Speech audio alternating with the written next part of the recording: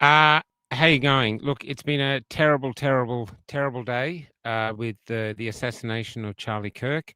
I was really gutted this afternoon, so I just wrote a piece, threw it into Suno after I'd written it, and now I've given it to Hoodie. So we're going to start with this piece, a tribute from Club Grubbery and Café Locked to Charlie Kirk, and I'm a big fan of his, and we're going to talk about it during the show. So here is a song for a song for a man called Charlie.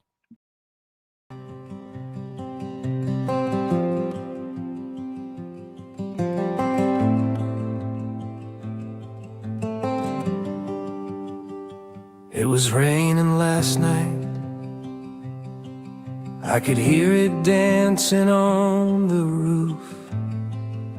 I fell asleep listening to the beauty of rain. But when I woke, you were gone. Someone had used their hate to take you away. And so the rain of last night is now raining inside of me.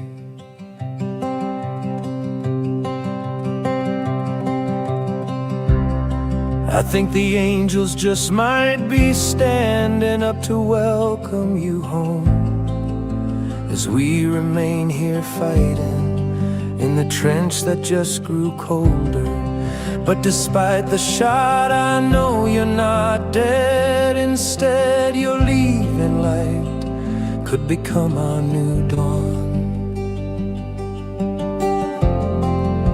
I wonder if when your mother first held you, as all the love you brought was a dawn in her eyes, did if she ever sensed then that a warrior was here with a tongue for a sword and the armor of truth? For in a darkening world that's being turned upside down, you were a single man that rose until we could see you from here. How many roads must a man walk down before we call him a man?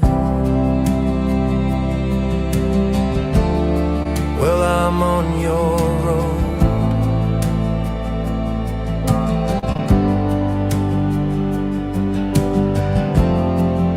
to try and emulate you by constructing a sign that reads, Charlie Kirk, a man passed this way.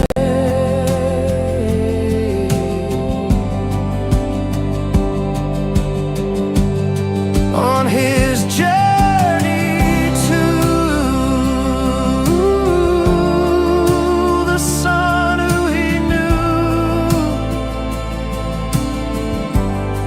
if we faithfully followed,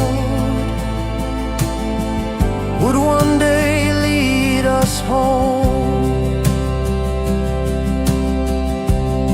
On his journey to the son who Charlie believed, if we faithfully followed, would one day lead us all home.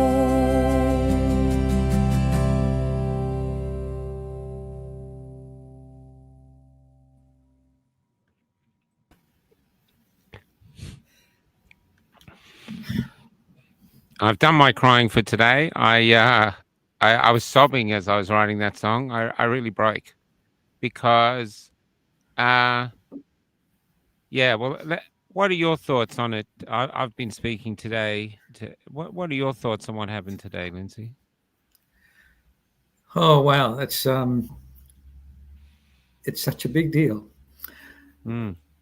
and it's on so many levels. I don't know which end to start at. So let's start at the big end. The fact that someone could hate what another person thinks so badly that they have to kill them. And publicly. Well, that's the next level.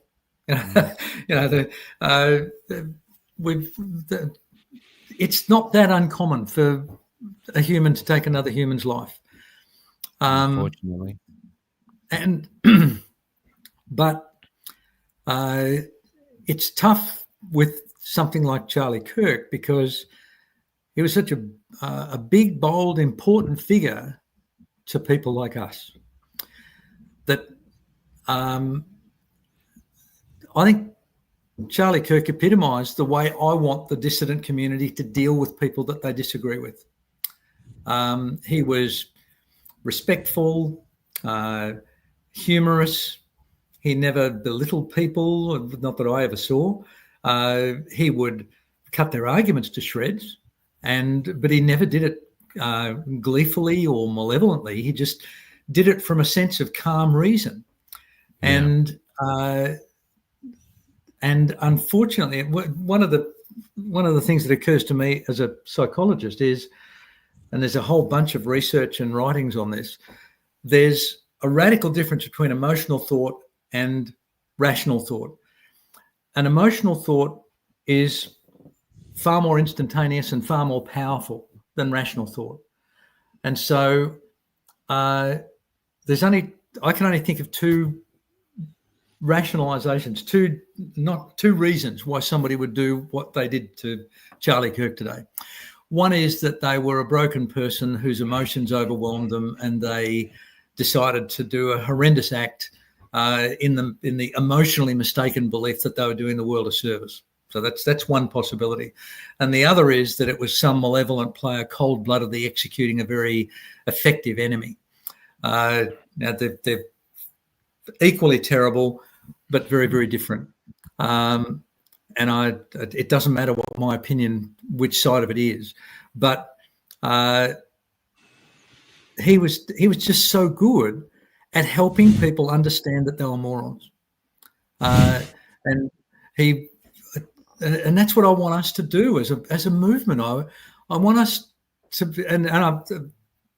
the idea that there's a little bit of Charlie Kirk in all of us, I think, is something that's really worth loving and harbouring and really holding on to. I mean, he was very public in his faith. Now, I'm not a church-going person, but I very strongly believe in God, and I actually invest quite a lot of my belief and principles in the reality of Jesus Christ. So I'm definitely coming from a Judeo-Christian belief point. And so Charlie Kirk now knows whether he was right or wrong. If he was wrong, and if the atheists were right, then Charlie's gone, and and his beliefs were futile. But I think Charlie now knows the truth, and he's in a phenomenal place. If his and my and your beliefs are even approximately right, he's somewhere very special. And that means the real tragedy, and my wonderful wife reminds me of this every time we lose somebody dear to us, that the grief is not the loss of the person, the grief is being left behind. Without them, absolutely. Yeah. And that's what I think today was. Although I do think there's more grief. Sorry. I do think there's more to the grief than that, but continue, Lindsay. Sorry to interrupt. Yeah, well, I mean, I've kind of, and I'm trying to be as rational as I can in the exploration of this. It's an incredibly emotional day for me. It's triggered many previous losses for me. I don't know, I'm old enough to have inevitably lost my dad. He was 92 when he died, so I've had to live with the grief of losing my beloved father. And Christmas before last, I lost my eldest son. So the processing of this has raked over some emotional coals that I'm aware of, but I believe that I'd managed reasonably well. And so I think the manner in which we come to grips with Charlie Kirk's death, I think it's a really important moment for what we all believe in. I want to honour Charlie Kirk's life by not wasting a minute more than I can avoid in grieving him. I'm very clearly grieving him and other things. But I understand that's futile, firstly. So I'm coming down a level now. I'm coming down to the loss of a person. Me grieving my father and my son, or Charlie Kirk, or my best friend who only died a handful of months ago. My grief is almost a selfish thing, because these people now know the reality of life. They know what comes next, or there's nothing. Either way, my grief is futile. And so I don't deny myself the grief. I'd question you on that, because the other thing there is Charlie has a wife, looks like they're very happy, and two children who now are not going to grow up in the shadow of this incredible man. In fact, at some point they're going to find the videos, and they're going to see their father getting shot. You know what I mean? So there's that.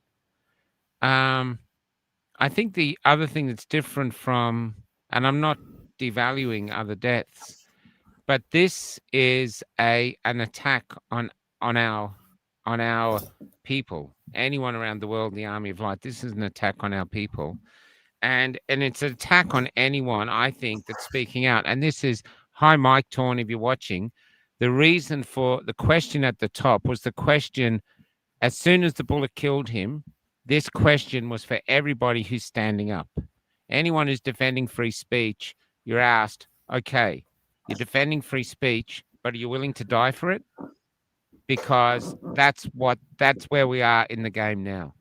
They've had a lot of strange deaths in Germany, but right now, in front of us all, they've killed one of the greatest advocates in the world currently for defending free speech and common sense, but free speech. And they've killed him in front of us all. They've publicly, it's almost like a public execution to say this is unacceptable. So it's either like an ideology that's losing, and so it's going out swinging, or for who we don't know. We'll probably never know.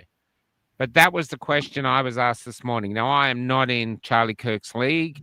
I am just, I'm in a little country far away. Most Americans wouldn't even know where we are. They probably look at Austria before us. But you realized that this is it. This, even for you coming on the show, you realize you are walking now where angels fear to tread. This is it now. They've done the canceling of us. They've done, losing our jobs and all this other stuff, kicking out of families, all these other things we've been through. But now they're prepared to kill our heroes in front of us. And even shooting him in the throat is an insult, because he's a man of free speech, and they shot him in the throat. And so that's why I have the title, Mike. And my answer, even though it's thing, is my answer was, I think I can't articulate, I can't remember exactly, but someone made a badge of it.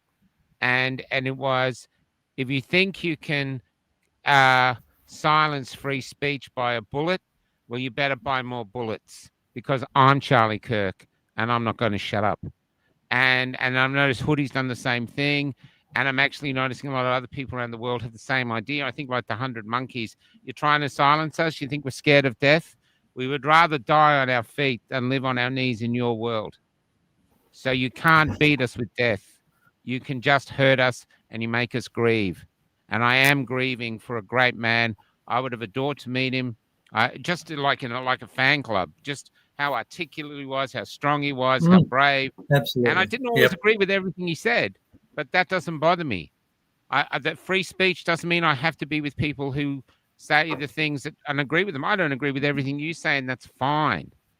That's what I like about us, And this is how one beautiful thing he said today that I saw, he said, why free speech is important. He says, if you're in a marriage and you don't talk, you'll end up in a divorce. If you're in a business and you don't talk, you'll end up with the business going broke. If you're in a country that doesn't talk, you'll end up in a civil war. And that's it. And I am going, yep, and this is it. So he's in that song, I tried to go that I'm building a sign that a man passed this way. Bob Dylan said, how many roads does a man travel down before we can call him a man? When Charlie Kirk is a man and he walked this way, and even though he's younger than me, I'm walking his way to the best of my ability. And that's the road I'll die on. And yeah, that's how I've seen it today. It's taken a lot of time thinking about it, but it's been devastating. Okay. Can I make a comment about that now? Yeah, of course. No, you can't. You got to stay there silent for the rest of the show while I just rant. Yes, you can make a comment. Okay, I very openly share many of the existential beliefs that Charlie Kirk openly subscribed to. And one of the principles that I do my best to adhere to in my life is if I'm struck with some sort of a values dilemma or a moral dilemma or an ethical dilemma, my brain eventually gets to the point where I ask myself, what would Jesus do? And one of the most, and there's so many powerful elements in the reasonably historically accurate record of Jesus's life, which is the New Testament. And the reality is that Jesus knew that he was going to be put to death in a horrendous way.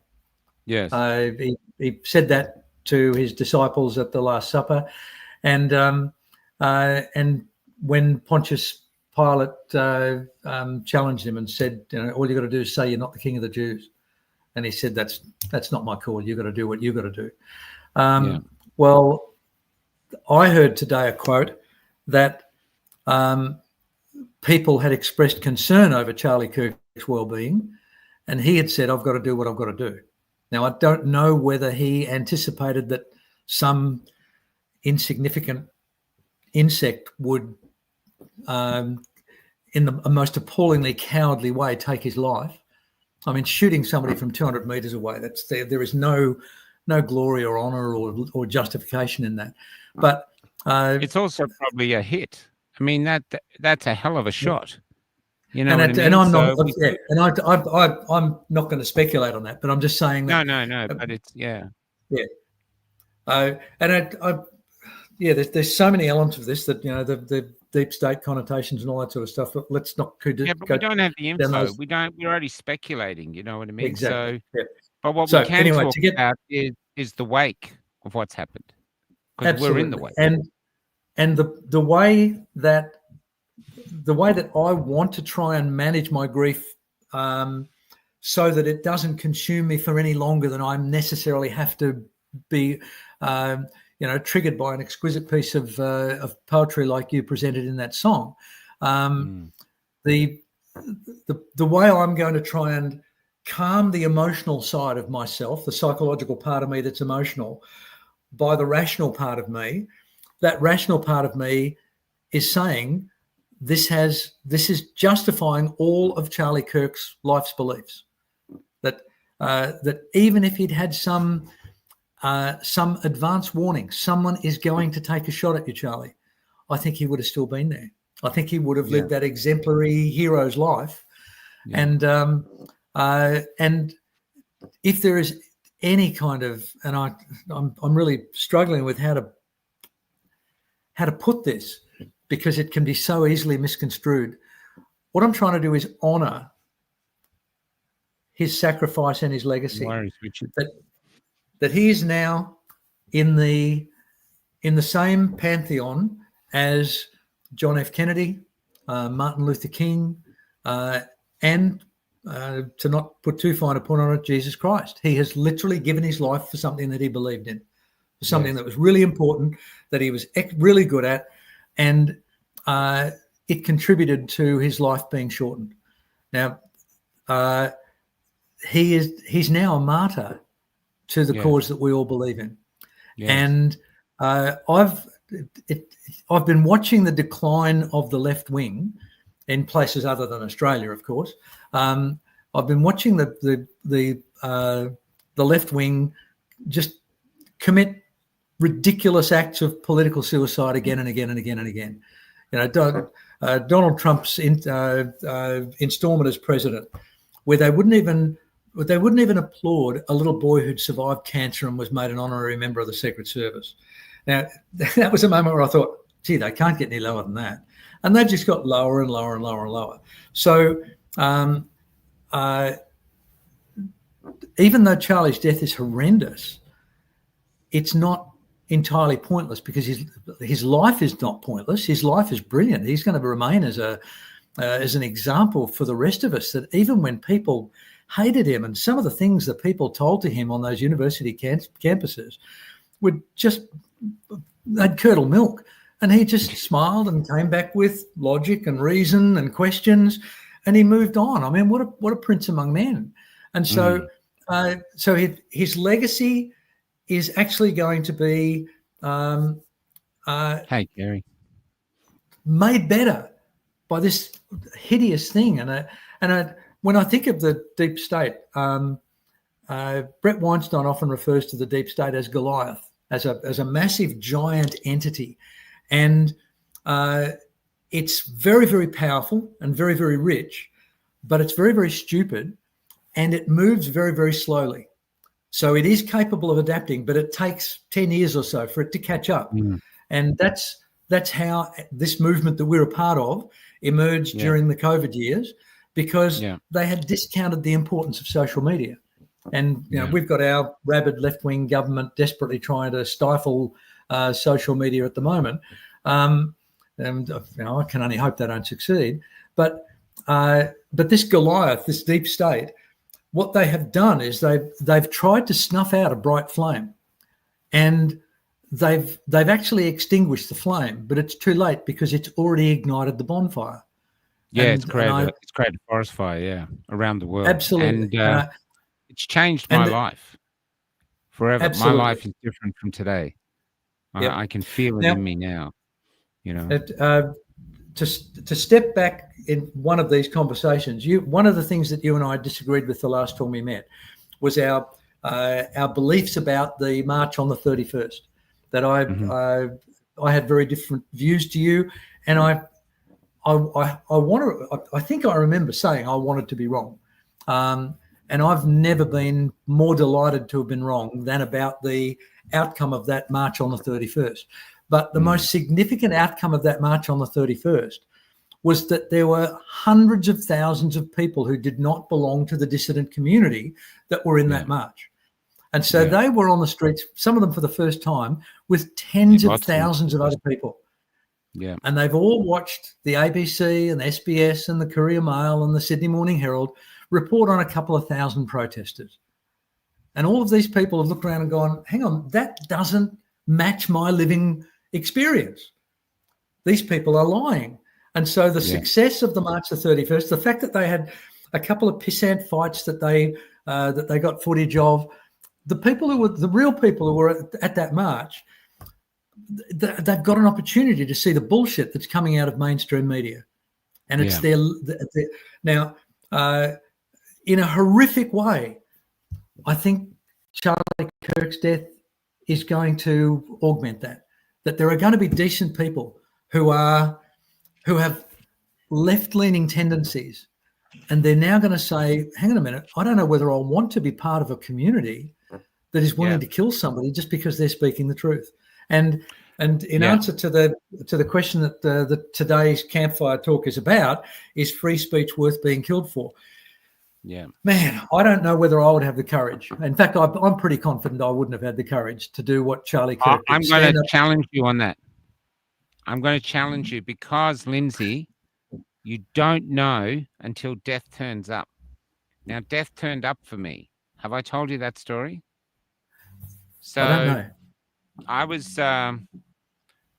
was alone. This was before Kelly joined me, and I think I had Rahana's dog, Iggy, I think, and or Ziggy or Iggy, and and sometimes the stories that get told to me, I'd get worn out by them, and so I wanted some time alone, and I was in the top of Victoria, and I found this sort of little path that drove into the bush on a really rugged road. And poor Flo, she had to get away down there, and she wasn't as healthy as she is now. And so anyway, I found a place that was incredibly remote, couldn't see the road, and I was just away from everyone. And I did do a show that night, but apart from that, I just had a time alone, just to sort of heal.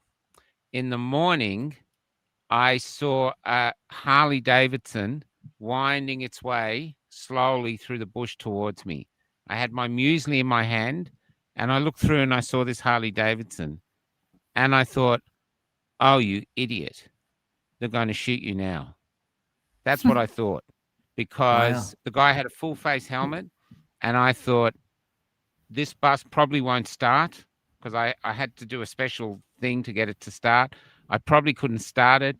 If I could start it, I have to warm it off before I could drive off, warm it up before I could drive off. I didn't know where the bush track in front of me went. I didn't have any weapons, and my dog was the dog was about as useful as tits on a bull. It's just not a dog of any. It's a wolf, Irish sort of. Anyway, I knew the dog wouldn't be any use, even though I did love it. And so I thought, they've got me. They've got me, and this could be it, Nick. And so I thought, what am I going to do?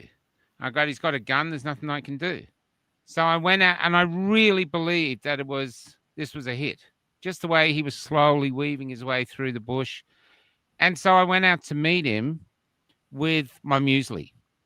And I remember thinking, wow, I'm okay with this. I'm okay. I've done my bit. I haven't succeeded that much, but I tried really, really hard. And I'm okay with this. And he came right up to me. I could actually see my face in his visor. And I just waited for it. And I was so calm. And I realized that calmness was freedom. I wasn't frightened of death. I was okay. I was really free. This was it. This was it. And then he opened his visor and he said, Michael, Café Lockdown, I love you. Something like that. He was a big fan. and what had happened is I had a map where people could find me. It's still on cafelockdown.com. Anyone wants to find out where Kelly are, go to cafelockdown.com. The map's there. Anyway, and he'd found that. He lived nearby, and he just wanted to meet me. And we had a great time. It was really lovely and stuff like this. And I didn't really tell him at the time.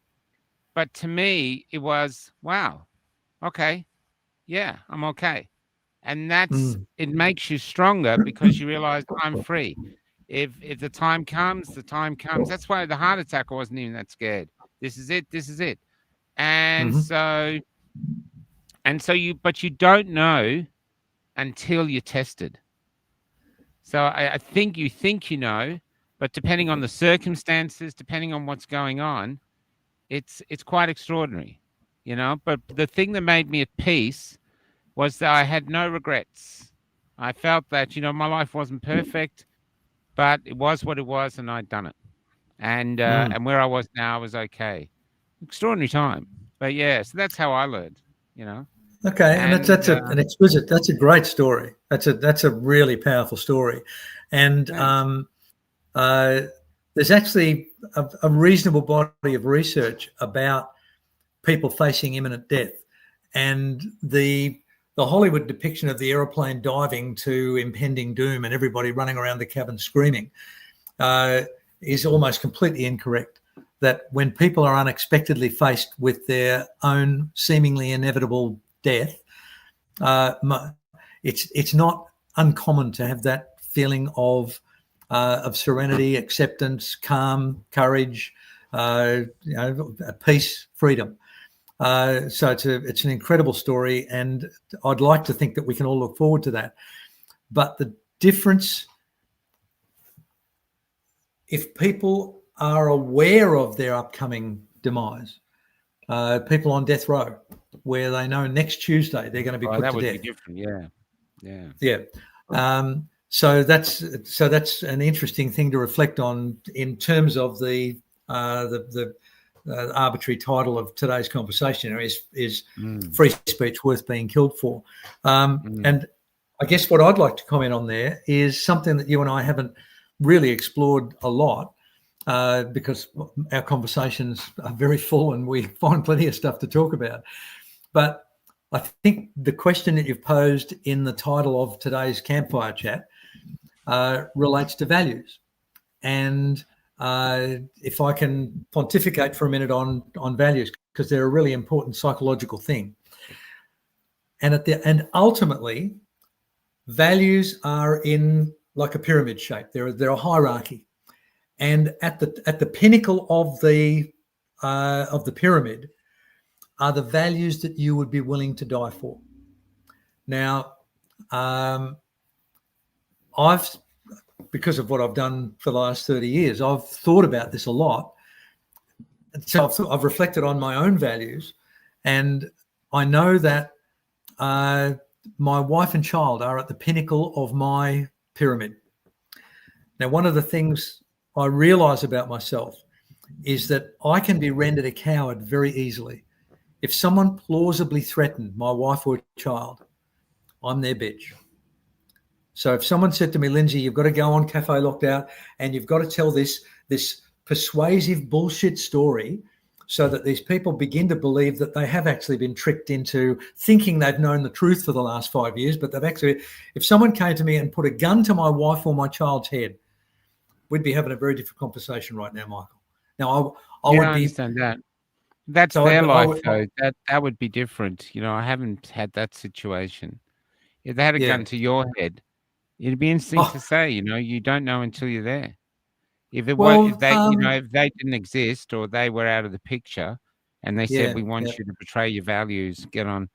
I don't know. I guess that's a personal thing. Yeah, I've had glimpses of it. Prior to meeting Sarah, I made a principled stand about something in my workplace, and I had a fantastic job, been really well paid, loved the people I worked with, and an issue of significant principle came up, and my boss thought it was a no-brainer. He said, "Well, you've just got to compromise your principles, Lindsay." And I said, "I can't do that." And he said, "But you'll lose your job."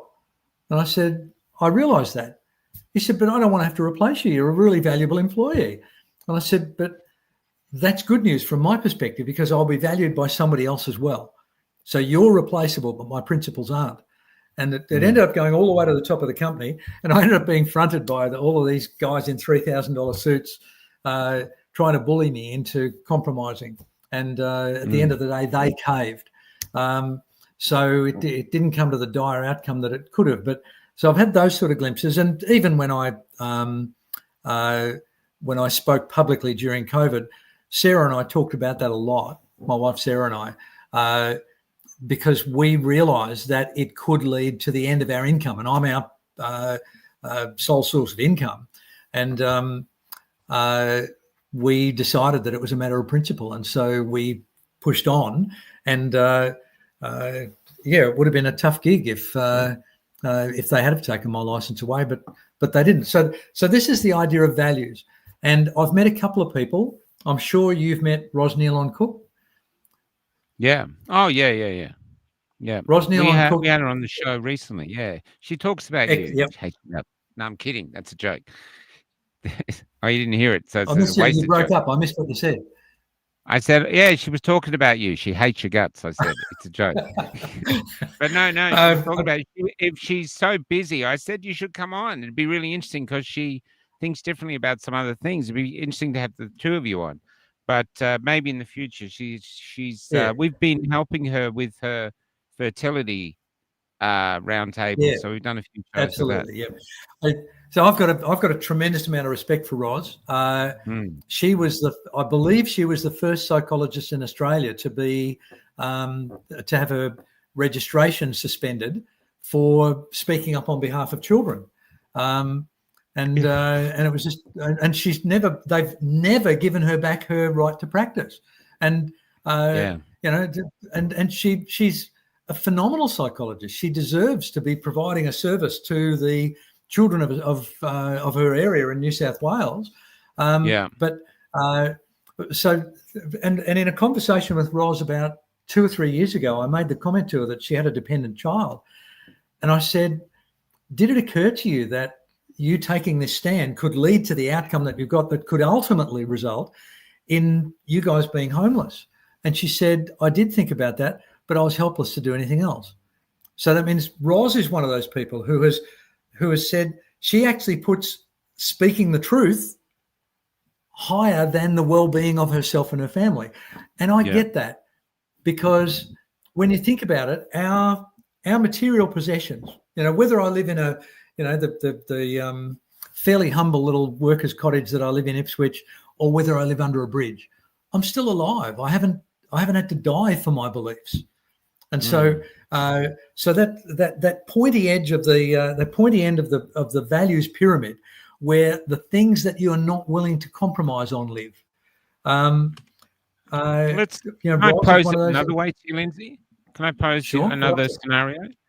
Say I was a demigod and I'd come down and go, "Hey, Lindsay, we've been sent down by the big fella to talk about your demise.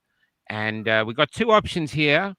You can die in the next year for your beliefs.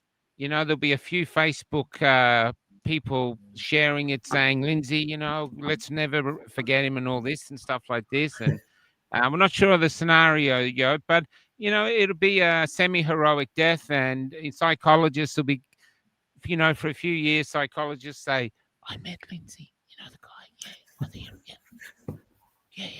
Yeah. Or you can die in a nursing home from Alzheimer's, not knowing who anybody is, and just basically hanging on until your body gives up. What would you pick? I wish it was that cut and dried, Michael, because I've been in nursing homes, mate. I've worked in a lot of them. That's how it ends, man. I've had experiences with that as well. But my values are actually bigger than me. That I value the well-being of the woman I love more than I value my own well-being. Now, the great news about that is that I know she shares the same sentiments towards me. We've got the gift of the Magi, that we would both sacrifice each other for the other person. That means neither of us has to sacrifice ourselves. So if it were just me, if I didn't have somebody who relies upon me and would be left dealing with the grief of my passing and all that sort of thing, if I was just Lindsay Spencer Matthews, then I'd be saying to the demigod, give me the 12 months, mate. But the peripheral consequences of that decision would impact me personally too greatly. Now that's purely my decision. I wouldn't wish that upon anybody else. It's but one of the things that I'm constantly confronted with is, say they were looking for me. Say they were looking for me and Kelly. The government had clamped down, and we were hiding in your attic, and you'd been feeding us. And the government put out a reward and also a threat of, like really severe punishment if they catch someone hiding them. What would you do? Well, I think that's a lot easier question to answer. I believe I know the woman that I love enough, and I certainly know myself enough. You'd be safe, Michael. It's interesting, isn't it? Because I met a woman in Canberra, Laura. I did an interview with her. Just a small business owner, and after Canberra Epic, when the police were scouring Canberra for people who'd been in Epic, she had up to 11 hiding in her house. And I said, you would be the person who hid the Jews. Everyone wonders whether they would or not, but you don't have to wonder, because you would be. She knows. And she knows. And she knows. And she's not built like Schwarzenegger. She's not got this authoritative voice where she just pounds out and demands respect. I mean, she does respect, but she's just a person, a human being, and she couldn't live with it. So she did it, and she took a terrible risk, and she's never done anything like it before. And this is what I'm finding. You literally, I think our generation, say literally from after the Second World War, very few of us have been tested like they were in that time in Nazi Germany, where what are you going to do? Or Holland, where they're searching for Jews. We don't know, but here we are now. And in Australia, what we knew from a certain period, which shall not be mentioned, APRA, people were dobbing each other in left, right, and centre like it was suddenly a pastime. Do you remember those Mhm. people that dobbed some kids in for not wearing the gag because they were jumping on their trampoline in the backyard? Little kids. I Yep. mean, so the test of the people dobbing each other in showed, like, we easily found the people that wouldn't hide the Jews, but the question is, would you? And and then even if you were caught, would dying, knowing you'd done that, knowing you'd done this thing, knowing as you do know that there's an afterlife, at some point, this is why I believe that God gives us free choice. I don't believe he's in charge of everything. We're just given scenarios. We do them because everything talks in the Bible about being judged. Well, if we had no free choice, judging us for what? That's like putting Paul on trial. I agree. It's this. So if I'm going to be judged, Yep. I'm going to be judged. And there are some things that I'm going to be, I'm going to be in trouble for no doubt, as all of us would. But at the same time, too, I'm not doing it because I think I will be judged. I'm just doing what I'm doing because it's just what I can't do anything else. And I keep meeting people like me, and I say, "Why are you doing it?" And they go, "I've got no choice." So I feel Yep. that I'm working for something bigger than me, and that's why ego isn't an issue. I just got to do my thing, and I'm blessed to have this, whatever this is. I'm blessed. Every day I'm blessed. And the pain of losing one of our generals, really, like Charlie Kirk, one of our true leaders, the pain of watching Paul being tormented in court over these last 2 weeks, the pain of watching so many of our leaders at the moment quibbling over ridiculous things, which is making us look like we have nothing of worth to offer the community because we're just so into he's a Mason, he's this. It's just pathetic. All of that is hard to bear, but it's still a part of the blessing because we've been giving serious problems and we're going, you fix them. No waiting for Jesus to come down and fix everything. You fix them. First way to fix them is to use freedom of speech and discern. This is what this show I like. What is the core problem? Like, let's talk about that. Actually, Hoodie was talking about division. We have such a small community. And people say, oh, no, lots of people are awake. Yes, lots of people are awake. But of those who are awake, who are actively trying to become the architects of the future, to change things, that is a small group. So you've got the... Okay, when I get it... Yeah. Can I have a go at the core problems? Yeah, just to finish though. I've been waiting for you to take a breath, Michael. Yeah, I would take a breath. There's two ways. So just to quantify, so why would a group that's a minority there's no other tribe that will adopt us, all we have is each other, why would we so hell-bent on tearing ourselves apart when there's nothing good to come from it? No one's going to benefit, not the greater community, not our community, not even each other. Why would we do that? Okay, I think I'm going to have a go at the core. I'm going to have a go at the core issue. Is that okay? And I think it relates to the question in the title: is free speech worth being killed for? Where the waters that we're swimming in now are the values testing water. What you're talking about, that amazing woman who housed those, 11 epic refugees in Canberra. Yeah. Now, she was given an opportunity to demonstrate her higher order values, that she was so spontaneously informed by her values that I guarantee you, if you spoke to her now and said, wow, you were so courageous, she'd say courage had nothing to do with it. It was just the right thing to do. So that means she has somehow been fortuitously programmed that her attitudes, beliefs, and behaviours are in line with her values. Now, that's incredibly rare, Michael. A large population of the dissident community came together, and I think we've talked about this concept before, I'm not sure. Have I mentioned the word heuristics to you before? No, I have heard of it, Okay. but no, you haven't. Yep. So my understanding of the meaning of the word heuristics is it's your gut feel. It's an accumulation of your experiences and your programming and your attitudes and beliefs. And so that's what this lovely lady, did you say Laura was her name? Laura, yeah. Yeah. So Laura had this beautiful and serendipitous melting pot of experiences and reactions and personality traits in her that led her to do something that she was proud of. And a large proportion of the dissident community are in that category. They went with their gut. They did what felt right. Now, when that works, it's magnificent. But it's a little bit hit and miss.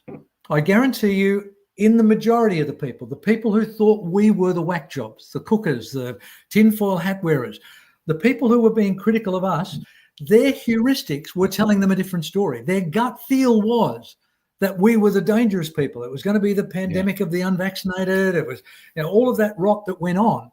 And so heuristics can be dangerous. And this is where a person like Charlie Kirk is so important, because Charlie Kirk didn't do the things that led to his death because of his gut feel. His gut agreed with it. But Charlie Kirk was so intelligent, so well-informed, so articulate, and so courageous that he did the things he did, even though it was going to be at the potential risk of his own life. I mean, can you imagine being part of the Trump machine the day after the assassination attempt in Butler, Pennsylvania? Yeah. Can you imagine being Charlie Kirk and saying, wow, if they perceive me to be bringing the youth vote to Donald Trump and they've missed their opportunity with Trump, I might be on their list. Now, he just pushed ahead. He just kept doing it and he didn't just have his heuristics leading him to do it. I guarantee you, Charlie Kirk would almost certainly have had conversations with his wife, with his advisors, with his friends about, I know I'm taking a risk. I live in a country where there are more guns than humans, and I stand publicly with no shields in front of me, in front of thousands of people every time I go to a university campus.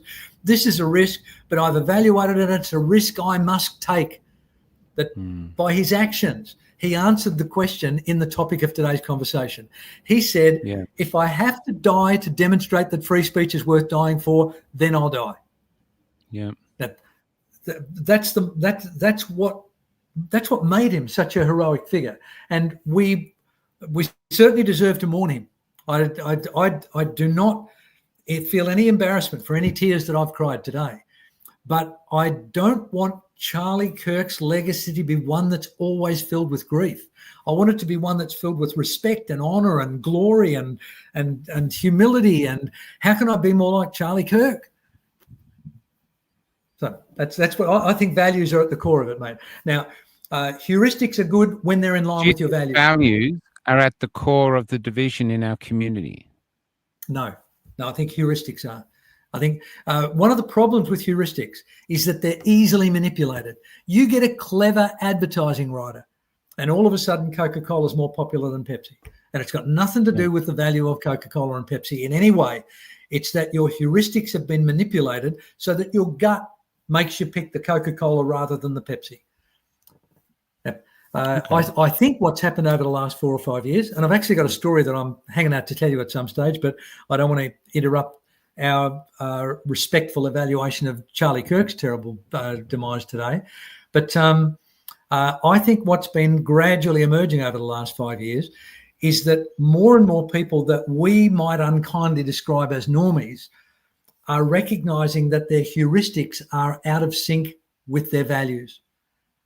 And I think there is an emerging groundswell, which I think will have been helped by the march on the 31st. Tragically, I think it will be in some way helped by Charlie Kirk's appalling death today. And I'm kind of hoping that the march on the 13th might contribute to this as well.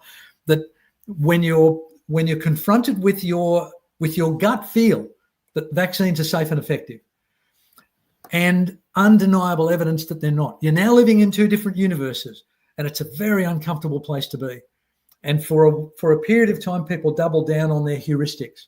But eventually, the evidence and the discomfort becomes so great that they have a 180 degrees, and all of a sudden, they're lecturing us about how bad the vaccines were. Well, I'm going to dig deeper here because I have to kind of disagree.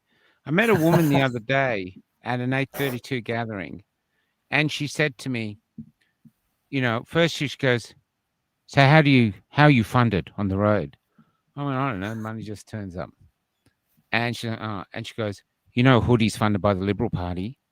And I go, and I was like, well, no, I didn't know that. And he's not. But the thing is, she's so committed. This woman is in the freedom movement. She has digital ID coming at her. She's got all these vax mandates might come, the WHO, everything. And the greatest problem she has is Hoodie. And so many people are meeting have this, and you're going, Hoodie has been an extraordinary, I call him the general. He's been an extraordinary front man for his tribe. And what's happened with the freedom movement, I've said this before, is the epic has disseminated into smaller tribes. Café Lockdown's a tribe, Hoodie's a tribe, Café Lockdown and Johnny Lada, Club Grubbery, our tribes are very much aligned.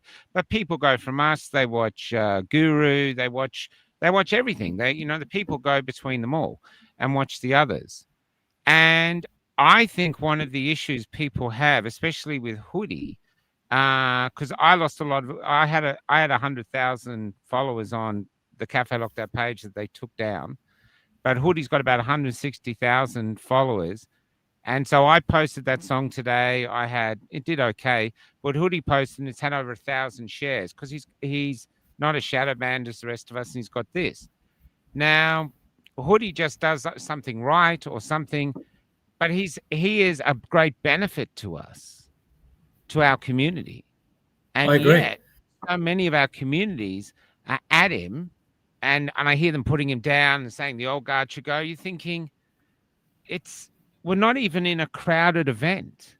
There is so many people waking up to get in. You're not competing against anyone.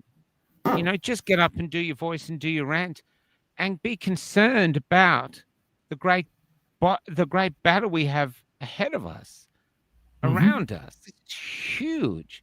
And you're completely dispensable in your life. You're not indispensable. You're dispensable.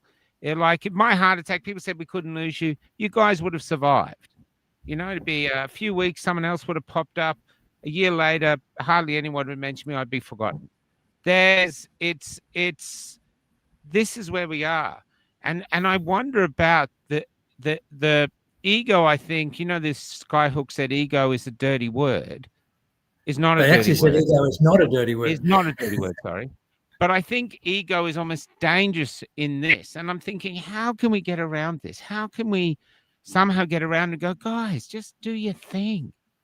Do your thing, and find your audience and do your thing and realize we're all climbing the same mountain, different paths. None of us know which one to win.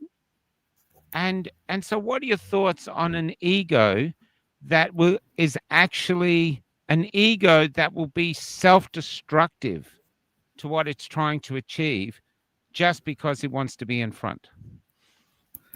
Okay, so as always, Michael, by the way, I learned from our last experience. I've now got a pad and paper next to me. I can take notes as you speak. It takes me a while to get to the questions. It's my poetry in my head. You should be in my head, buddy. Okay. My heuristics would have me not want to do that, Michael. I know you. I know you just enough to not want to be in your head. So, and that's not a criticism, mate. Highly recommend staying out of my head.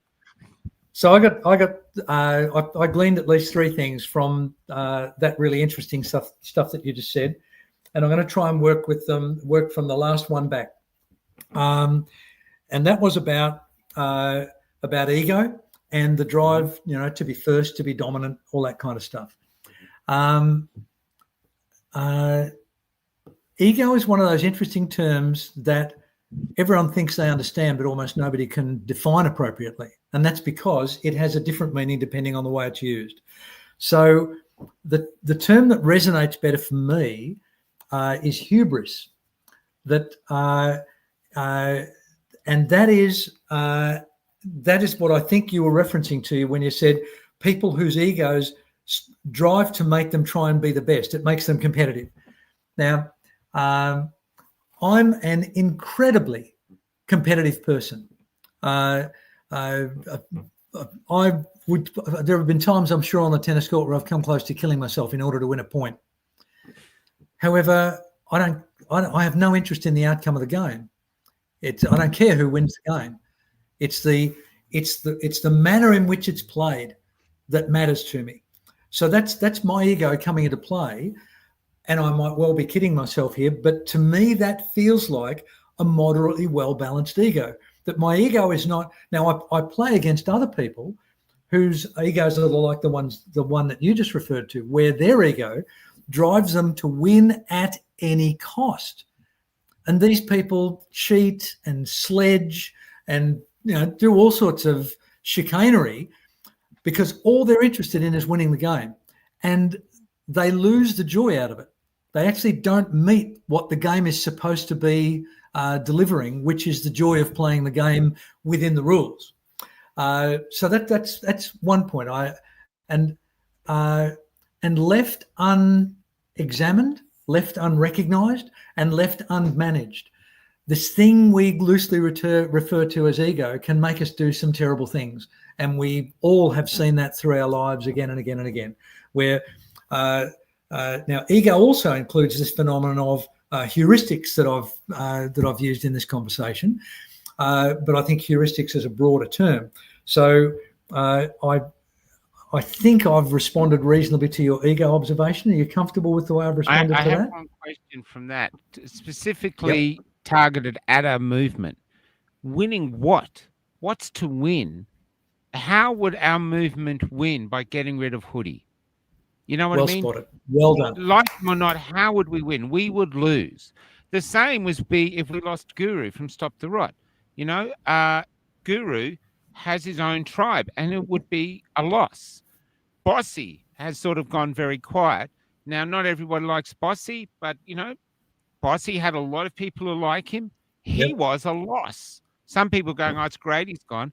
I see him as a loss because it's just, there's so few of us fighting. Dave O'Neill was talking to me today and said there's a handful of there's some new ones turning up now, but and that's great. And so you'd see an army, but but this would be a loss. But Hoodie would be a great loss. Hoodie and Joel Arter, Club Grubbery, a significant loss to our community. Mm-hmm. And so what are we winning?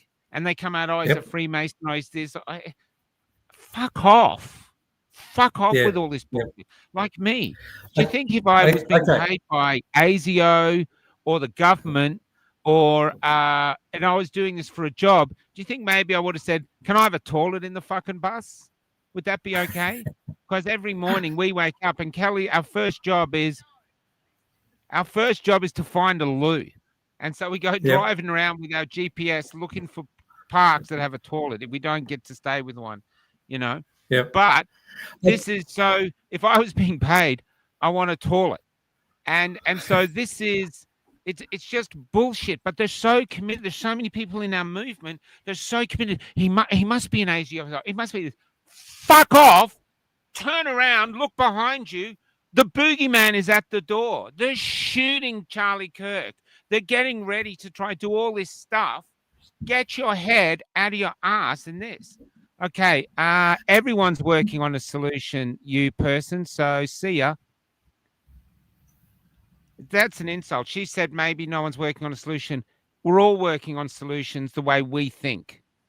Everyone does. Hoodie works the way he thinks a solution. I work the way I think the solution. William Bay does this. Guru does his. We're all working on the solutions. At the moment, we're not even sure what the real problem is because this came upon us organically. Michael, can I interrupt you? Goes, hey, we're trying to kill you all. See, here's the plan. We don't know. We don't know where the enemy is. We don't know who shot Charlie Kirk. Michael, can I interrupt you, mate? Oh, it wasn't you. That idiot who I've blocked has pissed me off. Okay, mate.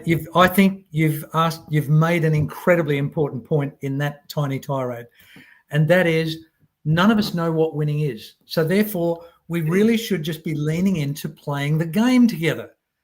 And then, as long as we're in a cooperative, reasonably congenial, reasonably agreeable place, then the outcome will sort itself out. And unfortunately, we are aligned against forces. I mean, one of the people I play tennis against is an inveterate chief. Sorry, interrupt. I just want to answer that audience.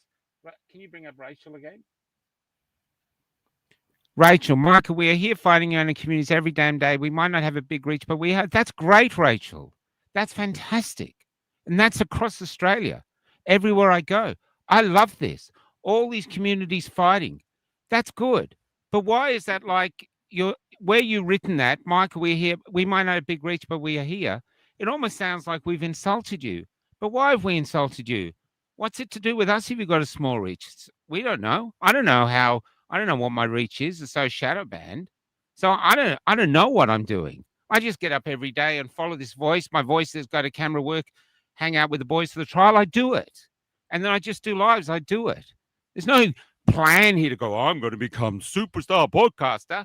No, I just don't want to have my children and my grandchildren, my great-grandchildren born into slavery. And so I'm fighting with everything I've got to stop that happening. I don't give a fuck if anyone likes me or not. And the reason I'm angry today is because of Kirk, but this is it in our thing. We've got to stop being small. The reason we didn't do what the government wanted us to do because something greater reached out to us and we answered the calling. When we went to Epic, we answered a greater calling. We had not only was it a joy to be there, but it was a responsibility that we spread the light of Epic out.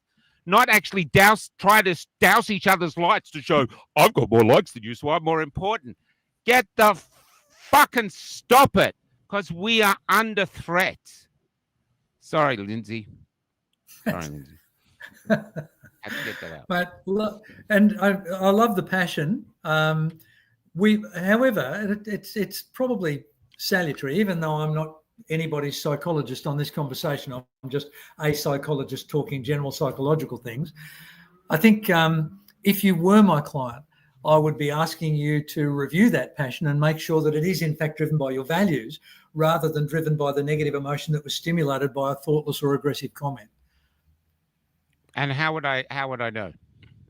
And that's between you and your values, Michael. It's not my job to tell you what your values should be. I think it's a good question, but yeah, I know. I'm driven by values. I don't lose my temper much, but it's like we're trying to ignore the problem of division, but it's getting so pathetic. Now, let's get this clear. These Nazi boys, and I don't want Australia to become Nazis. I don't want to be a Nazi. I'm not into spreading hate. But they pulled off a nationwide march that was full of young men. We've never been able to get young men to come to us. But they came and they had a brilliant march. On their first time out of the stable, they kicked ass. They really did. The only people approaching them is MSN. And everyone's going, oh, they're funded by the CIA. Whoever did it, they pulled it off. Now, here we are 2 weeks later. Oh, we're going to have a march and we're going to show them how it's really done. And in every city, there's like 2 or 3 freedom groups fighting each other to who's in charge of the march, which means that we are becoming irrelevant. We are not living up to our obligation to be the light in this world. In fact, we're quibbling like idiots, like kindergarten kids.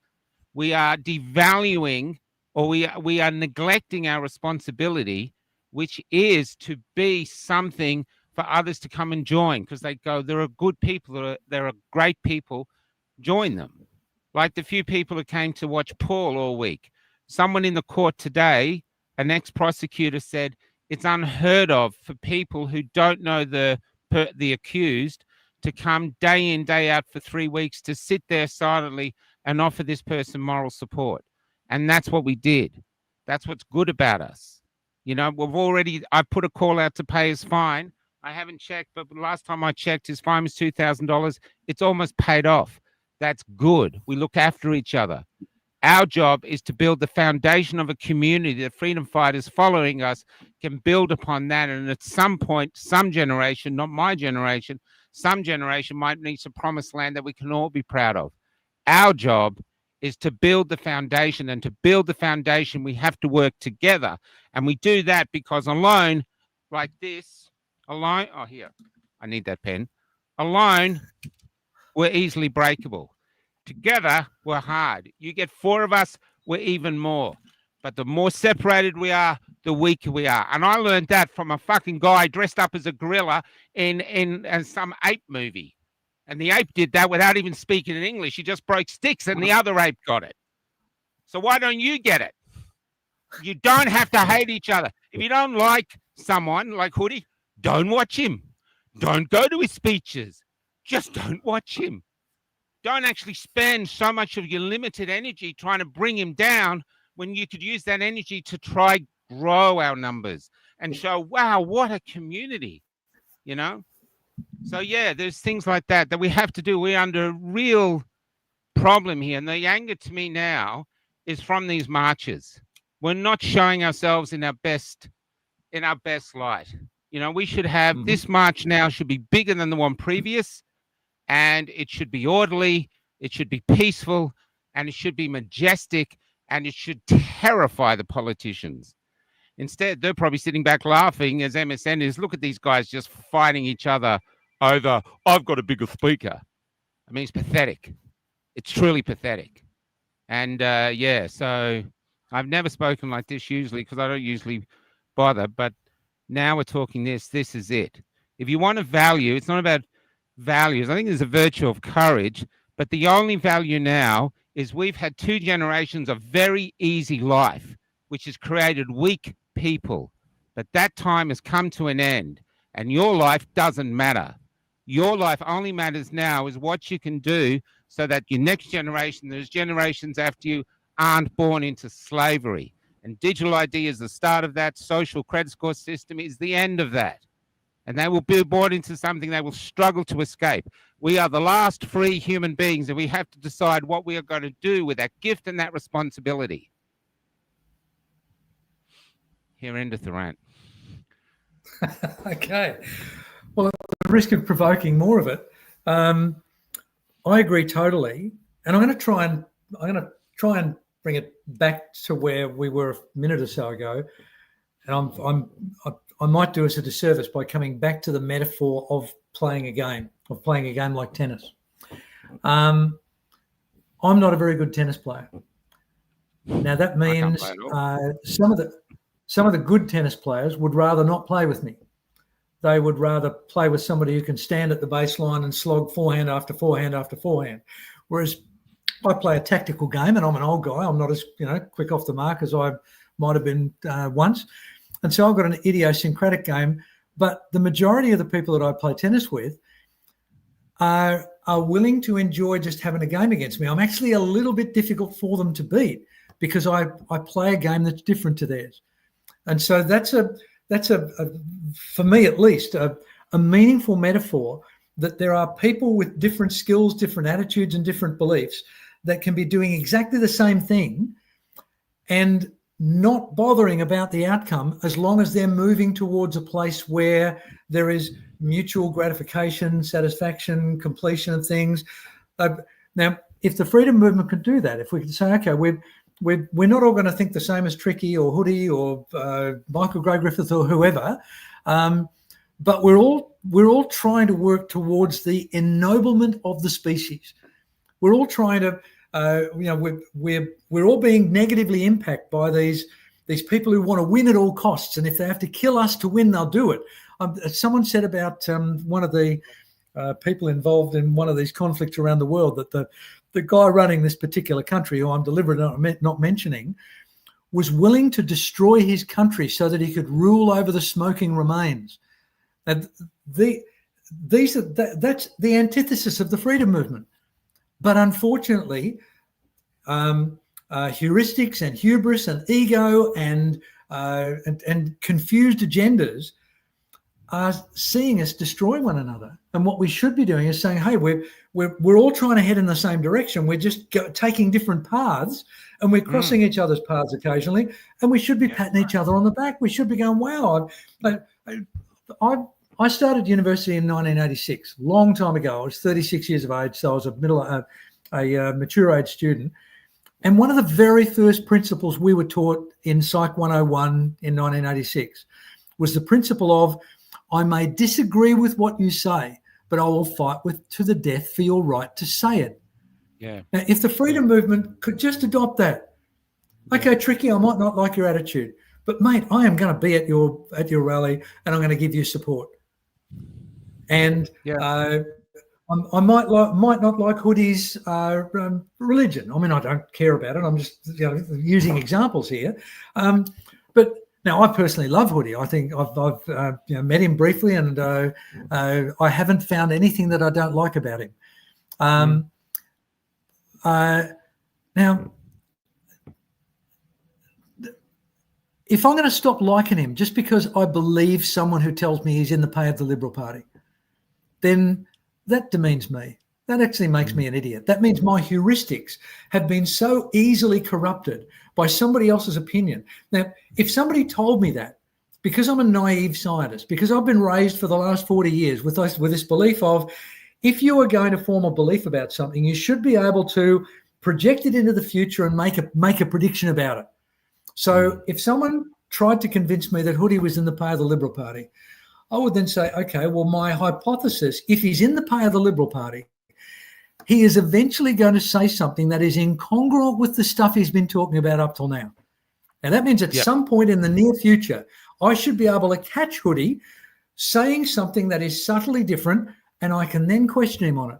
And if he can't come back with some sort of values-based justification for why he's shifted his belief, I now add a little bit of weight to, gee, maybe he is in the pay of the Liberal Party. But I'm not going to take somebody's bloody, he's in the Liberal Party. No, either come up with evidence or give me time to collect my own. Don't just expect me to believe you. That's heuristics at play. So, and the other, I think the third point that I'm going to, you began about, I'm guessing 10 or 15 minutes ago, and like you, I really respect and appreciate the fact that you and I can have a fairly strong social relationship, and it doesn't rely on us agreeing with each other all the time. Yeah, that's right. That's what I like about it too. And so you began I have the same thing with Robin. Robin doesn't believe everything. That's fine. I don't have all the right answers. Why the fuck would I have all the right answers? As you were speaking, I was trying to get my head around what it was that we were differing about, and I'm still not sure, Michael. Yeah.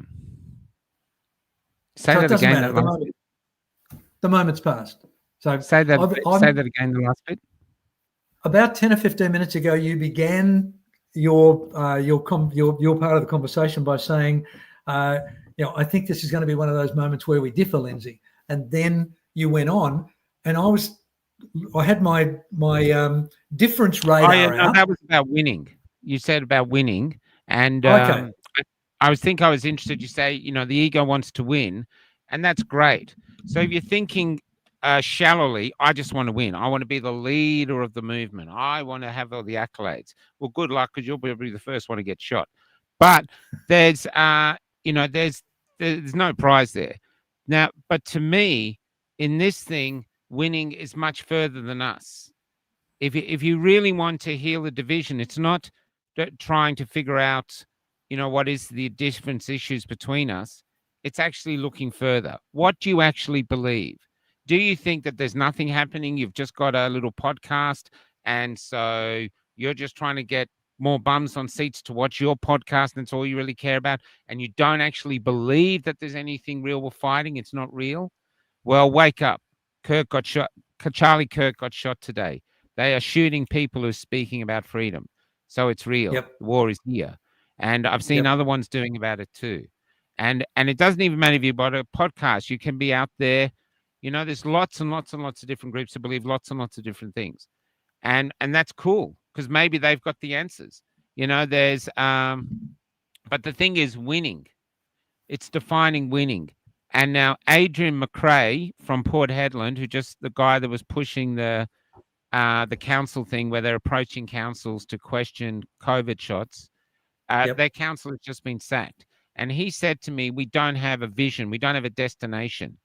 Now, if you're setting up a business, your destination is to make money. If you're writing a play, your destination is to finish the play. If you're a psychologist, your destination is to try heal or get your client on a better footing. I would think, I don't know. But anyway, just guessing.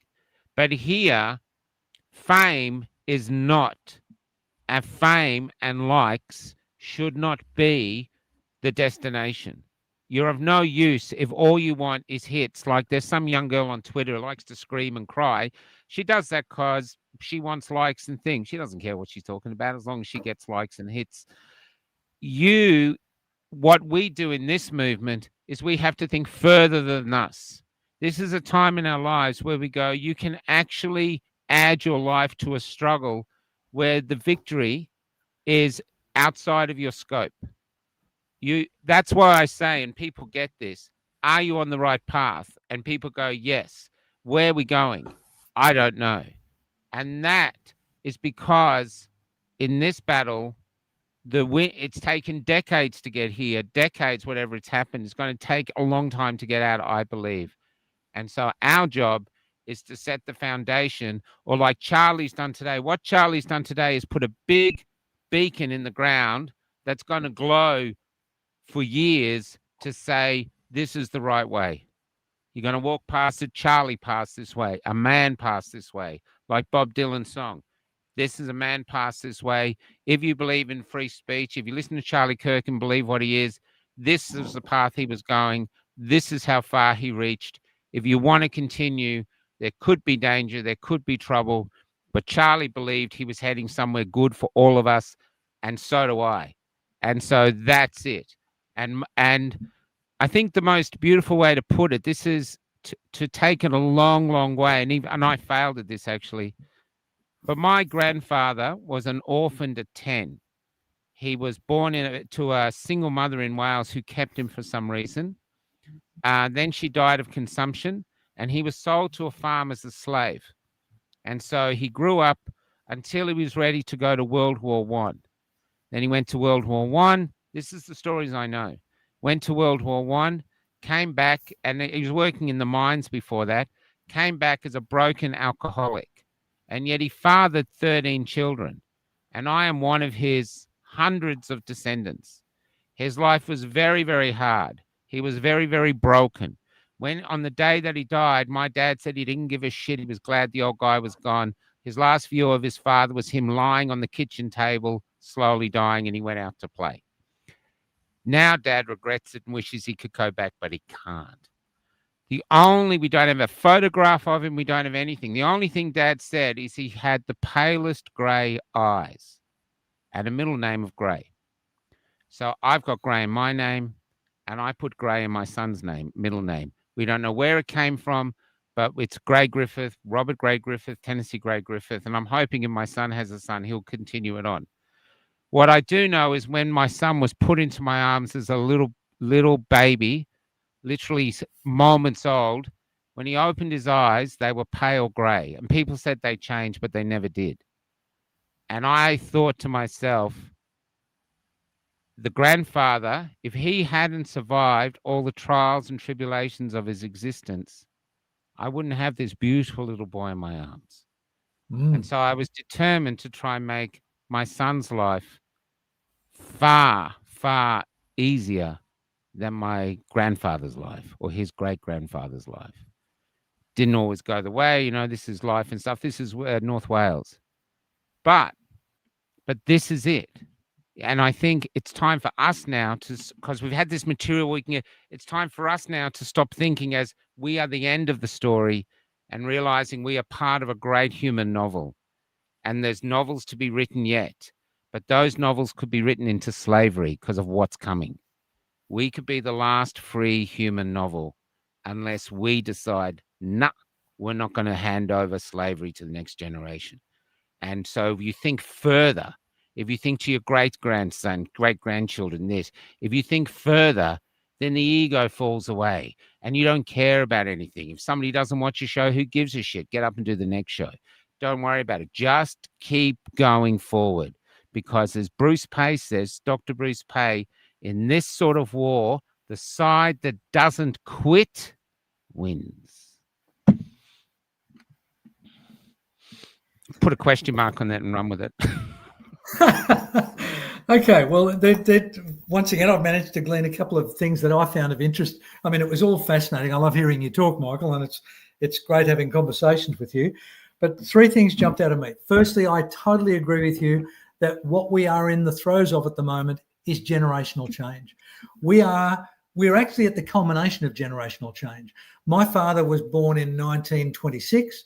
His father was born in 1869. So I'm part of 3 generations that have crossed 2 centuries. So generational change is really slow. So my grandfather lived a life of incredible hardship and privation compared to my father. And my father lived a life of incredible hardship and privation compared to the life that I've lived. And I'm hoping that my son lives an easier life. But I don't like the look of it. I'm worried about what kind of an inheritance our children will have because of what we have been asleep at the wheel for most of my generation. So it's definitely generational change. That means we have to be fairly selfless. But your last sentiment about the one who gives up last is the one who wins, and we can't afford to give up. So I think that was a very important thing. The second thing is, I want, if I could wave a magic wand and give our movement a single focus to try and pursue in whatever way it wanted to, I would like that focus to be intellectual contagion. I would like us to infect everybody on earth with our curiosity, our pig-headedness, our weirdness, our reluctance to just do what we're told and believe what we're told. So I would like that generational change, and I think my son is the 4th generation, which has been indoctrinated out of that intellectual pursuit. That it wasn't as bad when I was going to school in the 1950s and 60s. There was still room for disagreement, for a child to discover things, and for you to question the teacher. When I went to university in the 1980s, that most of the academic staff appreciated being caught out when they got something wrong, or admitting it when they were asked something that they didn't know. Those things appear to have evaporated out of both primary and secondary education, and certainly most tertiary education. So intellectual contagion is what I would like the freedom movement to dedicate itself to, and that's what Charlie Kirk personified. He used his own intelligence to infect those young people who were attacking him at those universities, and a large number of them went away scratching their heads, and he infected them with the ability to use their intelligence. It was just brilliant.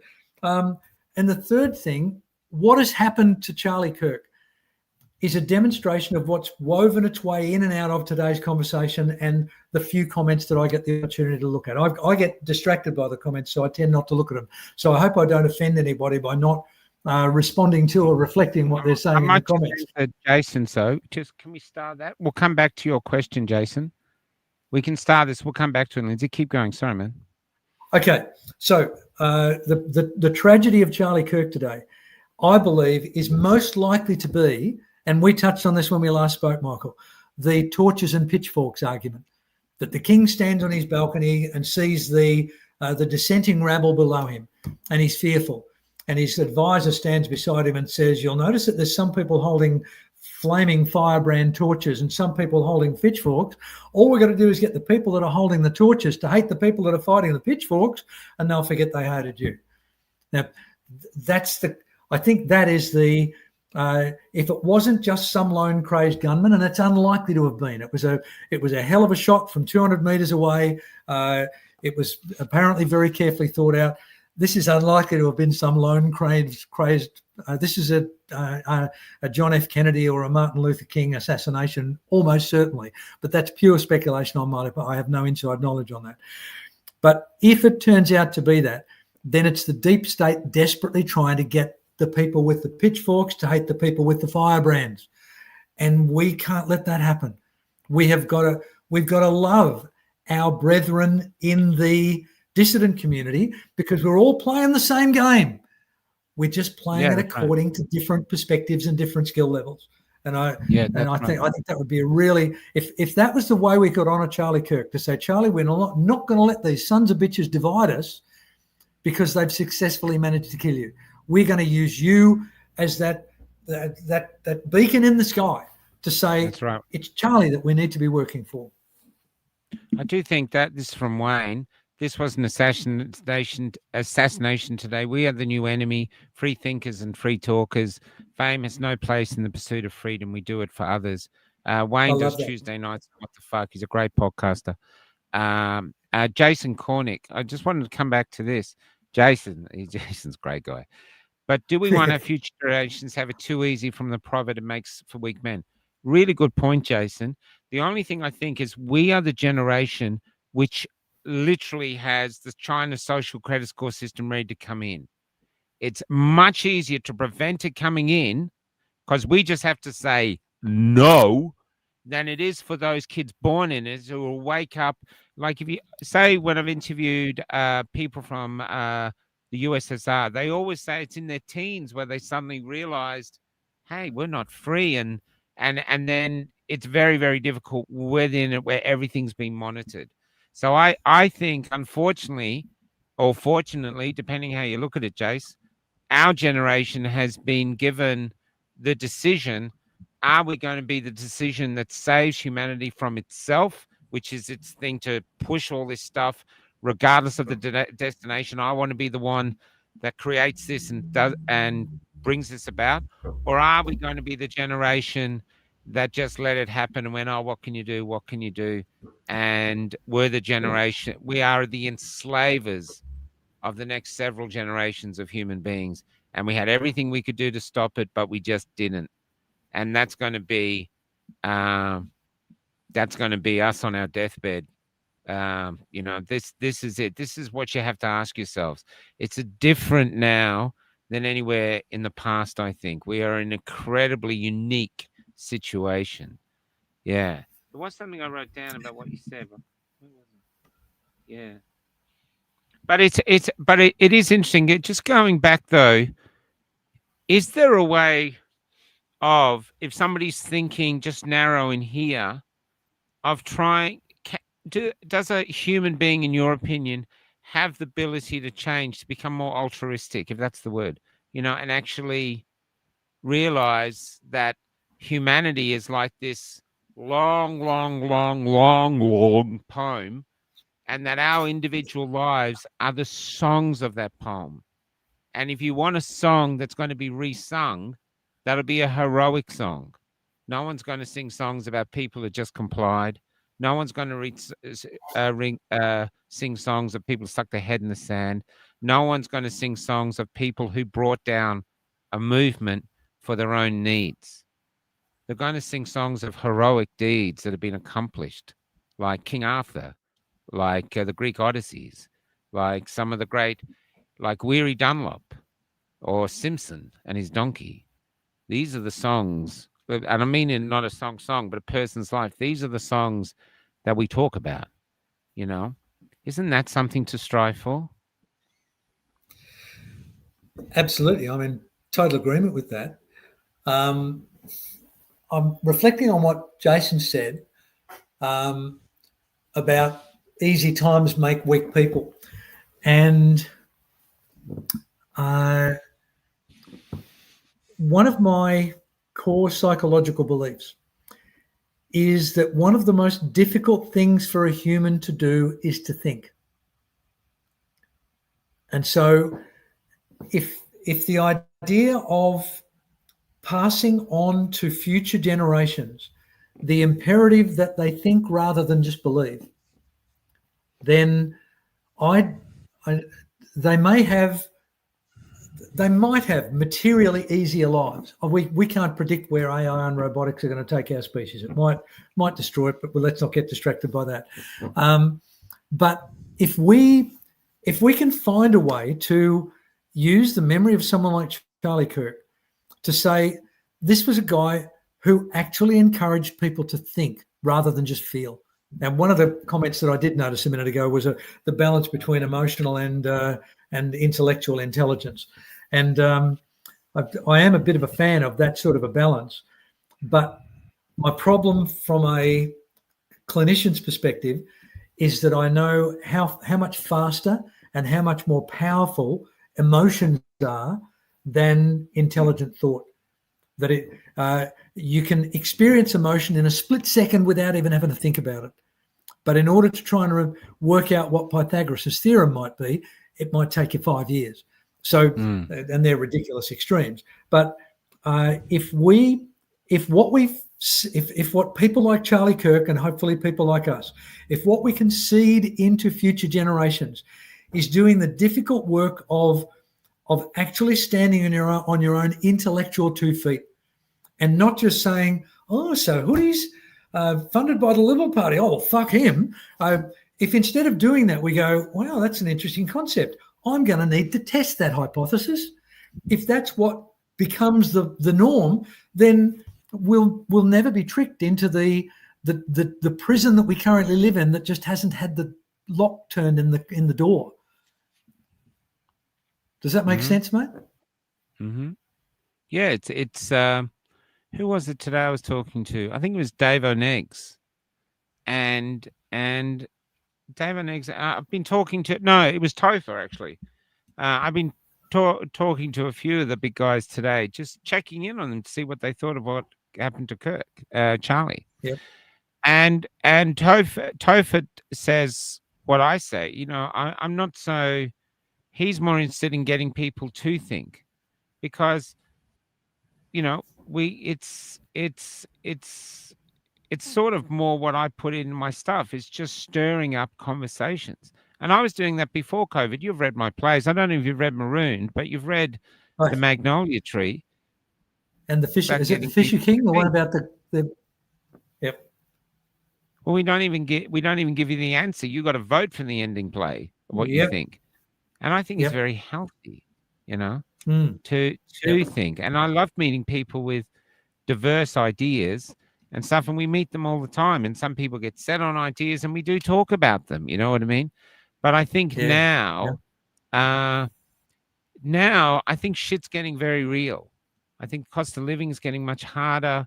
We've got digital ID breathing down on us, and it's time to have those significant questions of what are we going to do about it. I don't want to start that conversation now because it's too big, but it's having it because just as someone brought up the other day, Thelm, who's a great friend of mine in WA, he came on last night and he said 16-year-olds, they're going to scan 16-year-olds to make sure they're over 16, and if they're under 16, they can't get onto the internet. Trouble is, to see what happened in Nepal when they shut down the social media. Yeah, that's right. But under 16s, he did a beautiful point, and we get this from having these conversations. Under 16s don't have an ID, so they're going to have to scan children's faces and give them a proper ID before they get a digital ID, and they're going to have to justify their existence to a computer for the rest of their fucking life. Yep. Now that's slavery. Yeah. That's ridiculous. Yep. And they are not going to thank us for that. Hey, Oosterhouse. Oost is in the comments. I like it. But we've got, this is it. If we think, oh, I'm not going to be, I'm going to, no, I. Our children. I love Joanna Mason's comment. Sorry, she just said it's an opportunity to resist our lizard brain impulses. That was brilliant. Brilliant. That's right. We could actually go, you know what? Yeah, we're not using the internet. So many businesses rely on the internet. I mean, there's so many people doing Amazon and this is how, if we just did 2 days where 20% of us didn't do the internet, didn't get on, I think the economy would go, hold, stop. Okay, stop it. We pull it out. We would have done the same with other things we faced in the past. if we can actually stop thinking as individuals and come together like this, there's 8 million of us. And I reckon if you did a referendum or you did a poll, most of us don't want digital ID. We said no to the voice. They're pushing it. Our leaders are ignoring us. They're pushing what they want, despite the majority saying no. And the majority doesn't want digital ID. They're shoving it down their throat saying, oh, we really care for your kiddies. We really care. That's why we haven't released the pedophile list. Because, actually let's forget I said that. Bull fuck, they care for our kids. They want control. They are consumed by power. Power corrupts. Absolute power corrupts absolutely. We've all seen that in our little jobs. We have. Mm-hmm. You see that, and you can be working in a fucking sandwich making shop and some idiot becomes boss and your life becomes hell because this person has suddenly got power. That's too many olives, and all this shit. It's time now for us to really realize that we're the generation that's come out of the she'll be right. Some of the biggest problems we face is, do we like Ford or do we like Holden? That era is gone. We have now been given one of the greatest responsibilities in the history of humanity. Do we want to be the enslavers or the liberators of the next generation? Mm-hmm. It's up to us. No God's coming to save us. No thing. It's up to every single individual one of us. Do we want to strive to do the right thing for humanity itself, or do we want to be the shame of history? That's how I see Michael, can I interrupt your flow to tell you a little story that I think is in the direction that you're hoping humanity is going to go? Now, this was a really big deal for me. I'm going to do my best to make it as anonymous as I possibly can. About 3 years ago, I see Paul. Yep. Yeah, good for you, Paul. Nice to see you, mate. 2.5, 3 years ago, this particular individual who I've shared a social group with for nearly 20 years, this particular individual publicly attacked me for not being vaccinated. His words were, how dare you not be vaccinated? And so that's the backstory.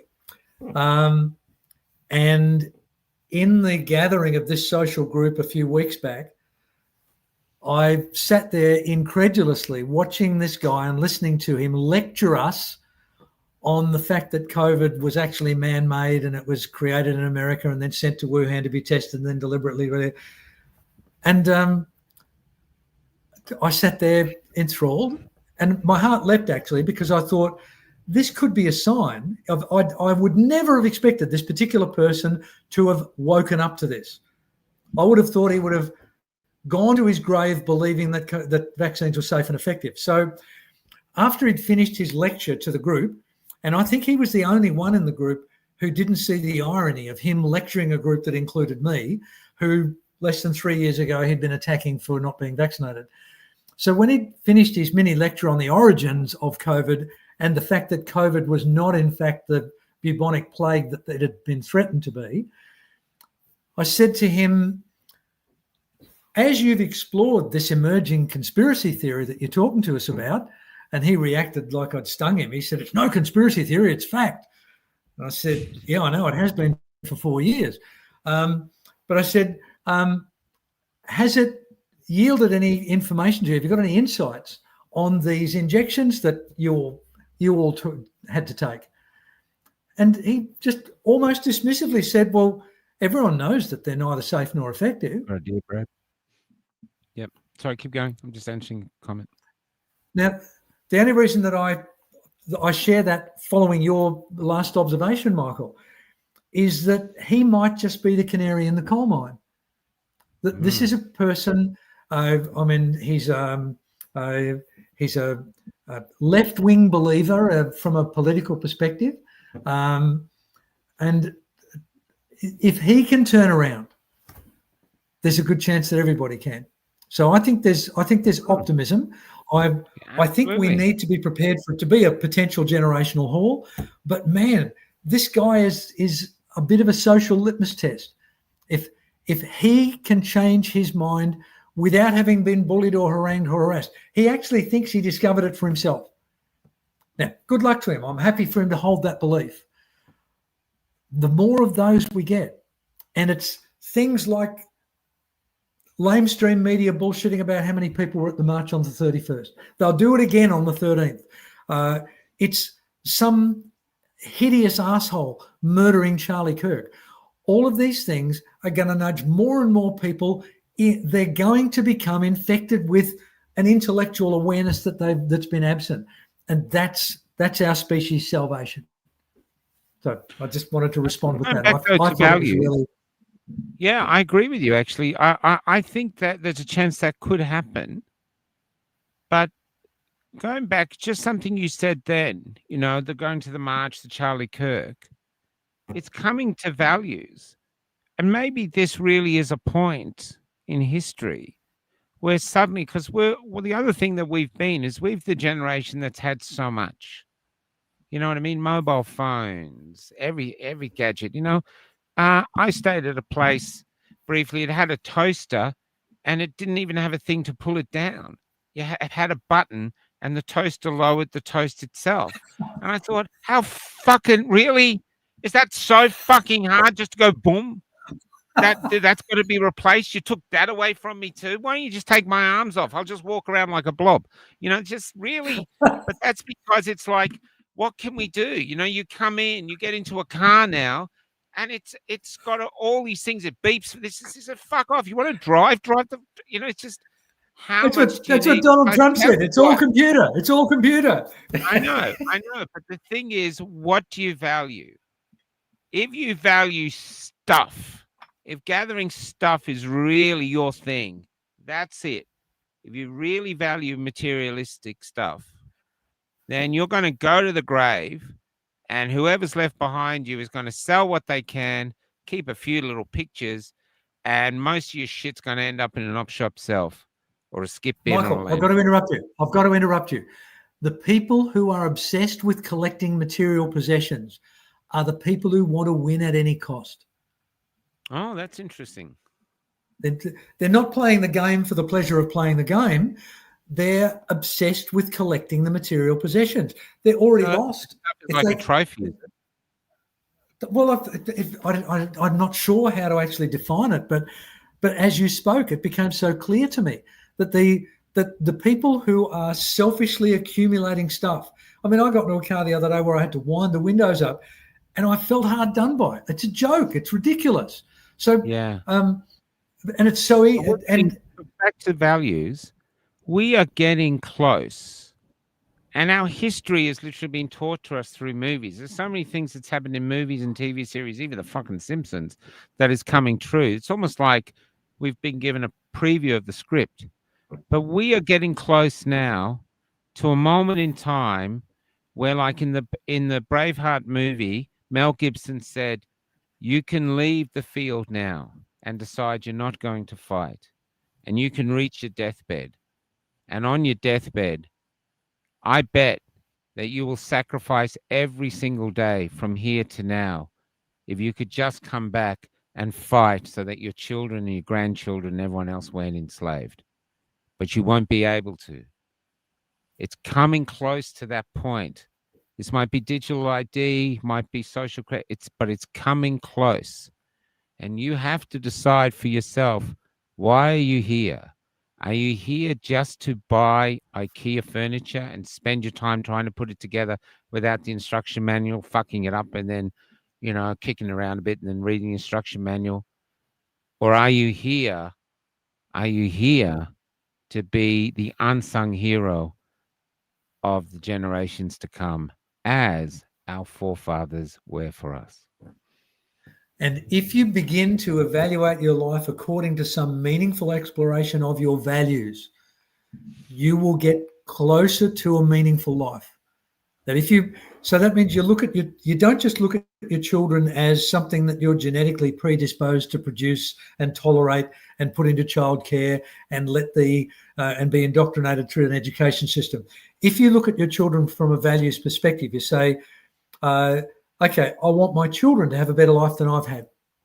Now if you ask any parent to think, what is, in terms of what you think about your children, Any decent, meaningful parent will say, all I want is for my children to have a better life than me.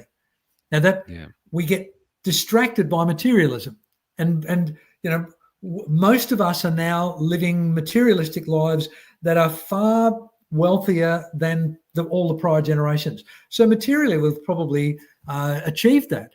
But that's the shallow end of the pool. The deep end of the pool is, do we want our children to be intellectually alert and stimulated by disagreement rather than offended by disagreement? Do we want our children to be evaluating the things they're being told rather than just consuming the things they're being told? If we evaluate our performance in terms of the next generation, our values will lead us to try and get in the way of these dreadful things that you've just identified, I think, anyway. Yeah, I am listening. Sorry, I just had to ask Kelly a question. Yeah, I totally agree with you. I was just, Kelly told me something profound today that Aristotle said. Mm-hmm.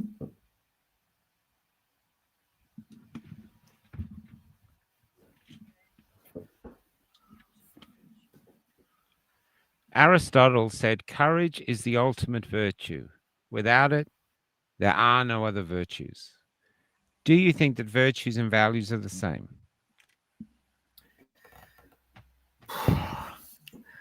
I can't give a glib answer to that, Michael. I've thought about it a lot. You're Lindsay. You're here for deep answers, brother. I think virtues are the consequence of values. I think they are different. I think if we live according to our values, we therefore live a virtuous life. Just say that again. I want that. Virtues are the consequence of living according to your values.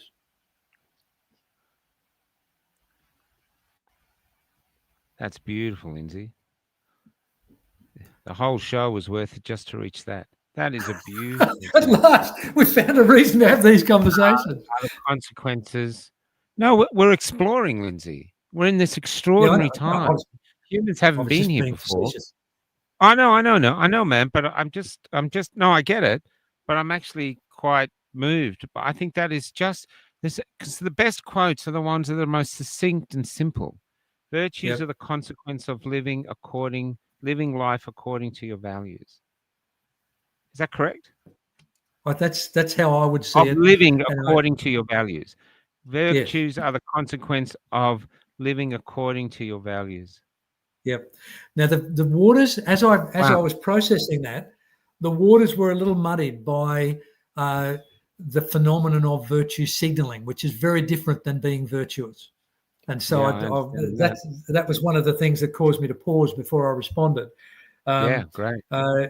And Jordan Peterson's summation of virtue signaling, it might not have been his, but I heard him say it, was that virtue signaling is taking the credit for something that you had nothing to do with. Yeah. Now, I'm a good person because I am supporting this cause. Now, I've actually done nothing to support that cause. I just did a share or put a thing on my Facebook page or whatever. So virtues are very different to virtue signaling, and I really wanted to differentiate between those. But I love it, and I love it when I meet those people. You meet them working in op shops, you meet them working in homeless shelters. You meet these people who are living lives where they're almost homeless as well, and they're just giving. The givers in.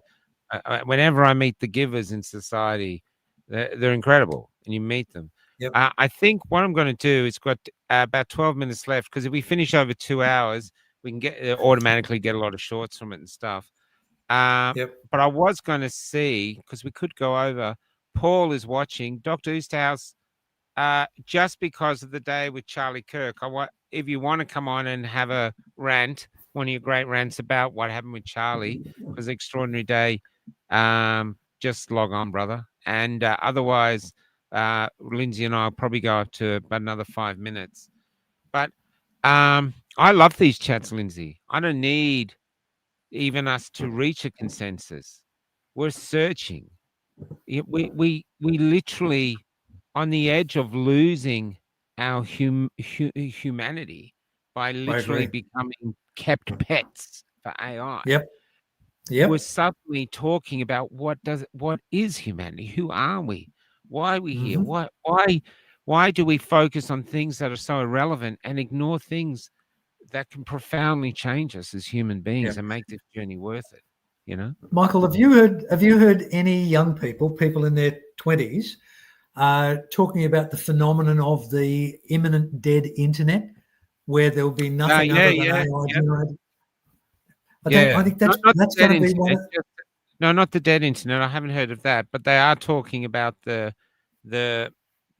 under 15s thing, you know, and how No, no, no, ridiculous no, it no. is. No, this is Not the dead my. internet. No. Yeah, no, I really love talking to my 23-year-old son because he does his best to keep me up to date, even though I'm having trouble. But yeah, he raised the spectre of the dead internet, where he believes we're a very short distance away from an internet where there is almost no human contribution, where almost everything is generated or stimulated by AI. Oh, it's And almost there now, man. You I cannot agree. tell anymore But what's real or what's not. But to have a 23, 24-year-old Yeah, recognizing that it's a looming threat yeah, is kind of bordering on existential.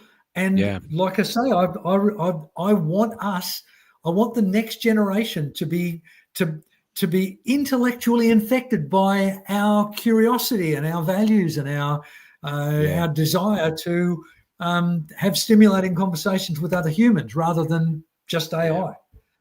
So, Oh, yeah. Look, you get AI, all these things that come up, what AI can do, become your personal assistant. Now it can write your plays for you. It could be your do your psychologist. patients for you. It could be your psychologist for you. You want to get Yep. AI to do something we don't like doing? Get AI to wipe our asses because we're all sick of that job. Get AI to do that. You're welcome to it, buddy. There you go. We'll even pay you if for $2 a go. No worries. There's your $2 AI. Spend it on whatever AI eats. I don't give a shit. But that's I it. want AI to come up with Taking a way away to our pay my art, bills for me. taking away, it can enhance stuff, but it can enhance our lives. To me, the best way to embrace AI is, here he comes. Okay, we're going over 2 hours, Linz. Strap in.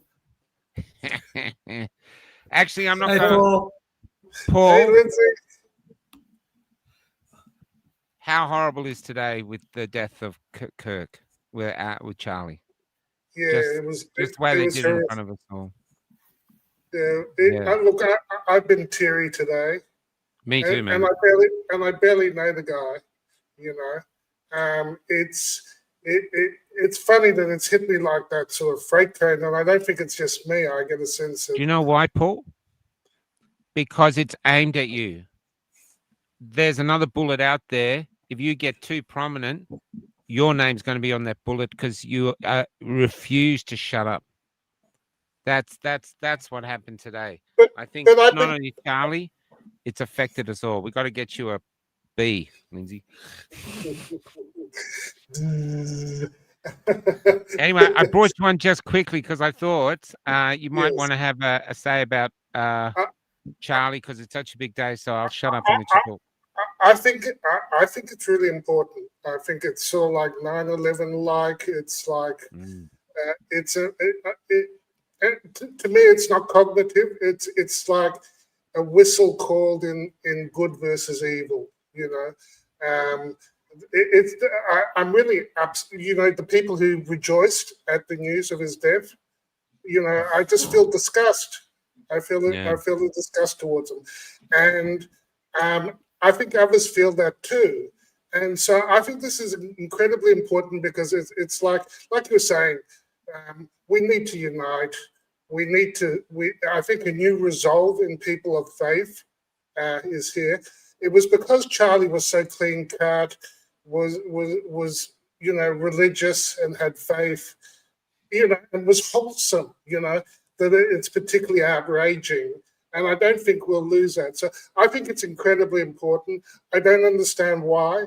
A bit like when Trump was shot at and missed. It was like there was a sense something pivotal has changed here. I think it's positive on the whole because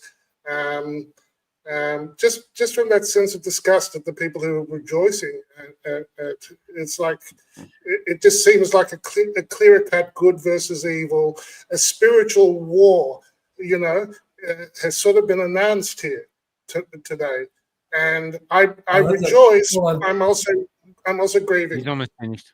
Yeah. I really appreciate you having the courage to be able to say that there is something good to come out of it, Paul. That's exactly right, mate. I agree. It's a tragedy. I think there's a new dawn about to happen. I hope so.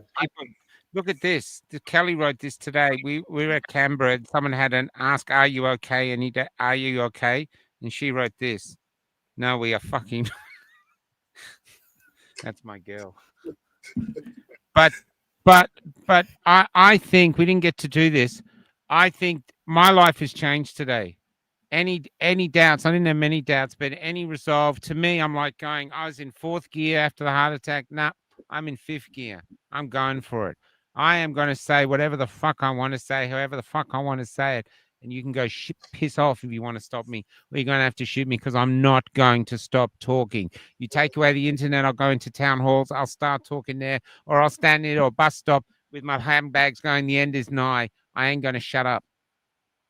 I'm Charlie Kirk. And so is every Paul Charlie Kirk. Anyone else, you want to stand up and defend free speech, then you're Charlie Kirk. Do you know what it's like, Michael? It's like I'm Spartacus. I like that. Yeah. I'm Charlie Kirk. But also it's sort of like when you're in a battle, like, one of those Braveheart scenes where the two armies, they'd say if someone would be holding the symbol of their movement, I guess it'd be a blue bee. If I fall, who will pick up my standard? That's the sense I get. We've lost, like you said, Michael, we've lost a general today, and we're mourning. Yeah. But and it's because of his virtue. It's because of his wholesomeness. It's because of his faith. Honestly, it's even an attack on our future, because Charlie could have become a great president. He really could. Yes. And so they've attacked the future, trying to get rid of this person so they can get people like Kamala Harris up. This is it. They've attacked. And they will fail, Michael. And they will fail. And what they've done is they've put the two sides. It's not political, Lindsay. What I'm saying, it's not political, but it puts the two sides in a sort of stark contrast that we haven't seen before. So that's the sense in which I mean it's good versus evil. It's not that I'm assigning any particular form of good or any particular evil. It's sort of like you can feel it. It's like that cringy feeling, at the people who are rejoicing in, it's like it sends shivers. I think that's important, incredibly important. I don't know where it'll lead. I don't expect it or want violence or anything like that. But just like what Michael was saying, that's just like being fired up, resolve for Charlie. I will pick up the standard. What will I do in my life? I think it's important. Absolutely. Another way to put it, I cried today. I never cry, but today I couldn't stop. I cried today. I was writing that song. Or I was crying before it. Then as I was writing it, as I was putting it together, I couldn't stop crying. And I thought, why are you crying? You didn't really know, you didn't know him. You hadn't met him. But I cried because he was something good, I think. And he's one of us. He's much more successful than we are, but he's one of us. And he was brave. He was heroic. And they took him down with hate. And they killed him in front of all of us. They shot him in all of us. And as I was writing the song, I might be crying, but my tears are not putting out the fire in my soul. That is blazing. That is blazing. And I wrote this song, and I thought I'll just put it up because, this is what I can write a poem. So I'll just put it up. And I sent it to Hoodie, thinking Hoodie would go, yeah, thanks, Mick. Instead, Hoodie said, we agreed to put Café Lockdown and Club Grubbery together on it as a tribute from Australia. Hoodie put it on his page. Last time I checked, it had over 1,400 shares. And so together, me and Hoodie have been getting healing from this. But do not doubt our resolve. Do not doubt our resolve. You have one choice: imprison us, kill us, or get out the fucking way. Because we're not going to be violent. but we're not going to put up with this. This is unacceptable. You know, Lindsay, if we all become fired up enough to actually non-comply in unison, like I saw a tweet the other day of David Jones during the lockdowns, and it had a sign "vaccinated only," and I thought, wouldn't it be great if we had lots and lots of pictures of all the businesses that discriminated? Because, you know, frankly, if I'm left with 2 stores, I'll be happy. You know, I'll be happy with 1 store. Yep. I still find myself going into shops like David Jones and saying to them, "This is the first time I've come into your store for 3 years because of your stance during COVID. I've you know, and I'm here begrudgingly because I have to buy something that only you sell, but I'll go out of my way not to buy anything from you again." I think we've got to keep doing that. We've got to keep poking these bastards. I mean, if we find the right leverage, we can turn the world. Yes. With resolve. Yep. With resolve. Yep. With the values. With the values. So once we're clear on our values, then it's clear who's with and who's out. And and we can be clear about how we behave together. So I think it's incredibly important. I'm not even saying what values they are, but I can see this as the seed for growing resolve. And we'll see. Maybe I'm wrong. Maybe we'll all forget. I don't think we'll ever forget. Charlie. No, let's fingers and legs crossed, Paul. Thank you, gentlemen. Great to see you, Oost. Lindsay, even though thanks we for dropping in, Paul. Back and forth, I actually love this time. So hopefully you're still enjoying it. I really enjoy it. I really enjoy being challenged. I really enjoy challenging you. I think it's really healthy. Mate, the big bucks you pay me, I'll put up with it every other week, mate. I'll double it this week, mate. Double your pay. Generation well, X. It's a Liberal Party giving you a raise, mate. Generation X is a huge responsibility here. We are the last generation to remember what is truly at stake. So much to change. Ben, beautiful comment, brother. And to all the other comments, that song has had 2,200 shares on Hoodie's page alone. So I don't know how much it's had on ours. So that's showing the power of continuing to go forward. You never know. Just keep plugging away. If one thing fails, pick something up. Just don't quit. Just don't quit. Now is the time, I think, to actually ask, is this fight worth it? Is free speech worth being killed for? In my case, yes, it is. You know, it really is. Free speech is the tool we use to ward off tyranny. It's the tool our children can use to discover who they are and fix the problems of their lives and create an even better world for their next generation. Freedom of speech is a gift from the gods. It's not ours to give away. It's ours to enjoy and ours to defend, even with our lives. That's what I really believe. And it goes without saying that bodily autonomy. If you can't control what goes into your body, you're already a fucking slave. You can get out of absolutely. the way. 100%. There are those who will defend bodily autonomy, and that's a hill that they're willing to die on. And you know, for me, it was simple. I saw kids in danger. I saw pregnant women in danger. I thought that's way more important than me. You know, and we have duties. So it's not that complicated. I think. It's not that complicated. When you look at it through the prism of values, I agree, Paul. It's not that complicated.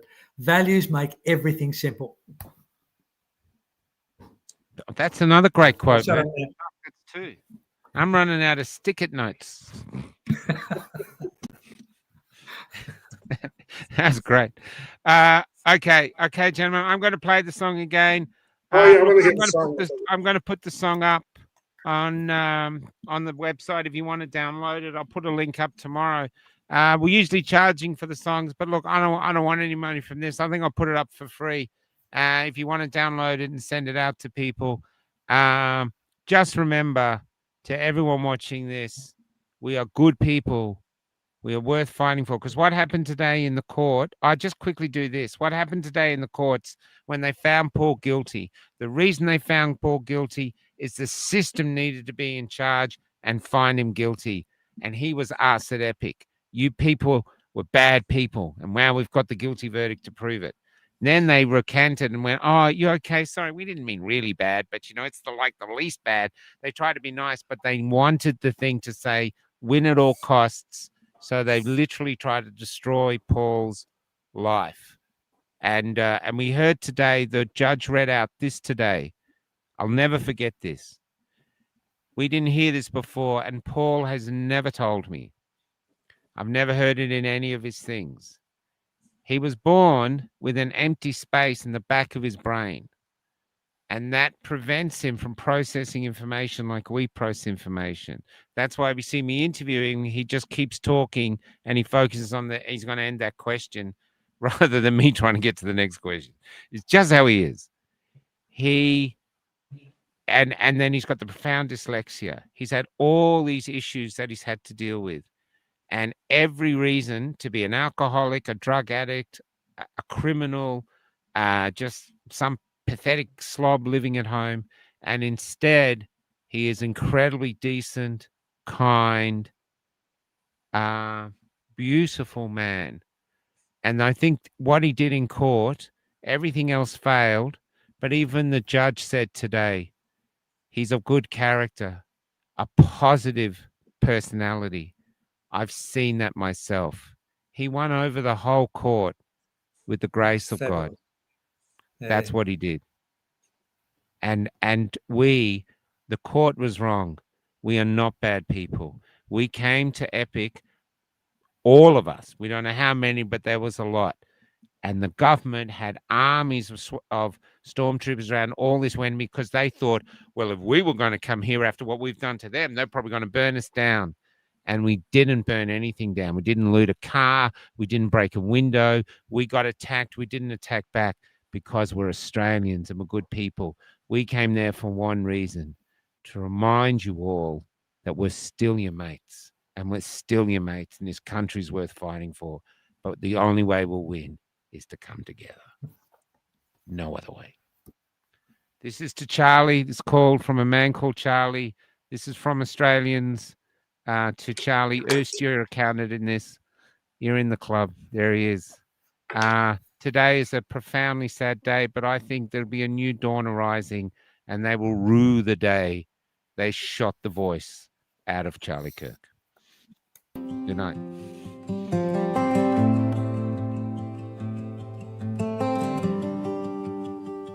It was raining last night. I could hear it dancing on the roof. I fell asleep listening to the beauty of rain. But when I woke, you were gone. Someone had used their hate to take you away. And so the rain of last night is now raining inside of me.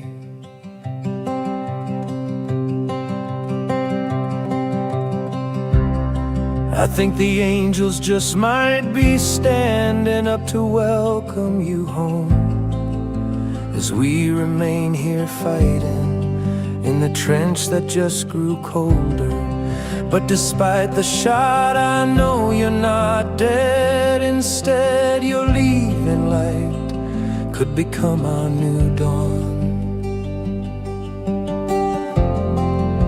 I wonder if when your mother first held you, as all the love you brought was a dawn in her eyes, did if she ever sensed then that a warrior was here, with a tongue for a sword and the armor of truth? For in a darkening world that's being turned upside down, you were a single man that rose until we could see you from here. How many roads must a man walk down before we call him a man? Well, I'm on your road,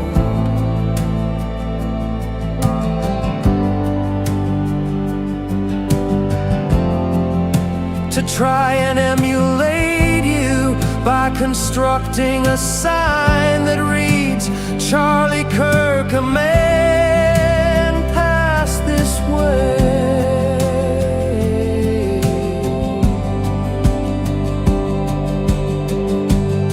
On his journey to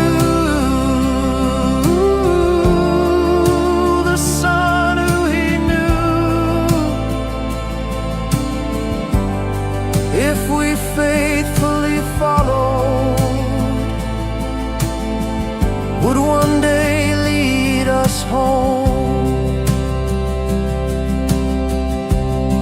On his journey to the son who Charlie believed, if we faithfully followed, would one day lead us all.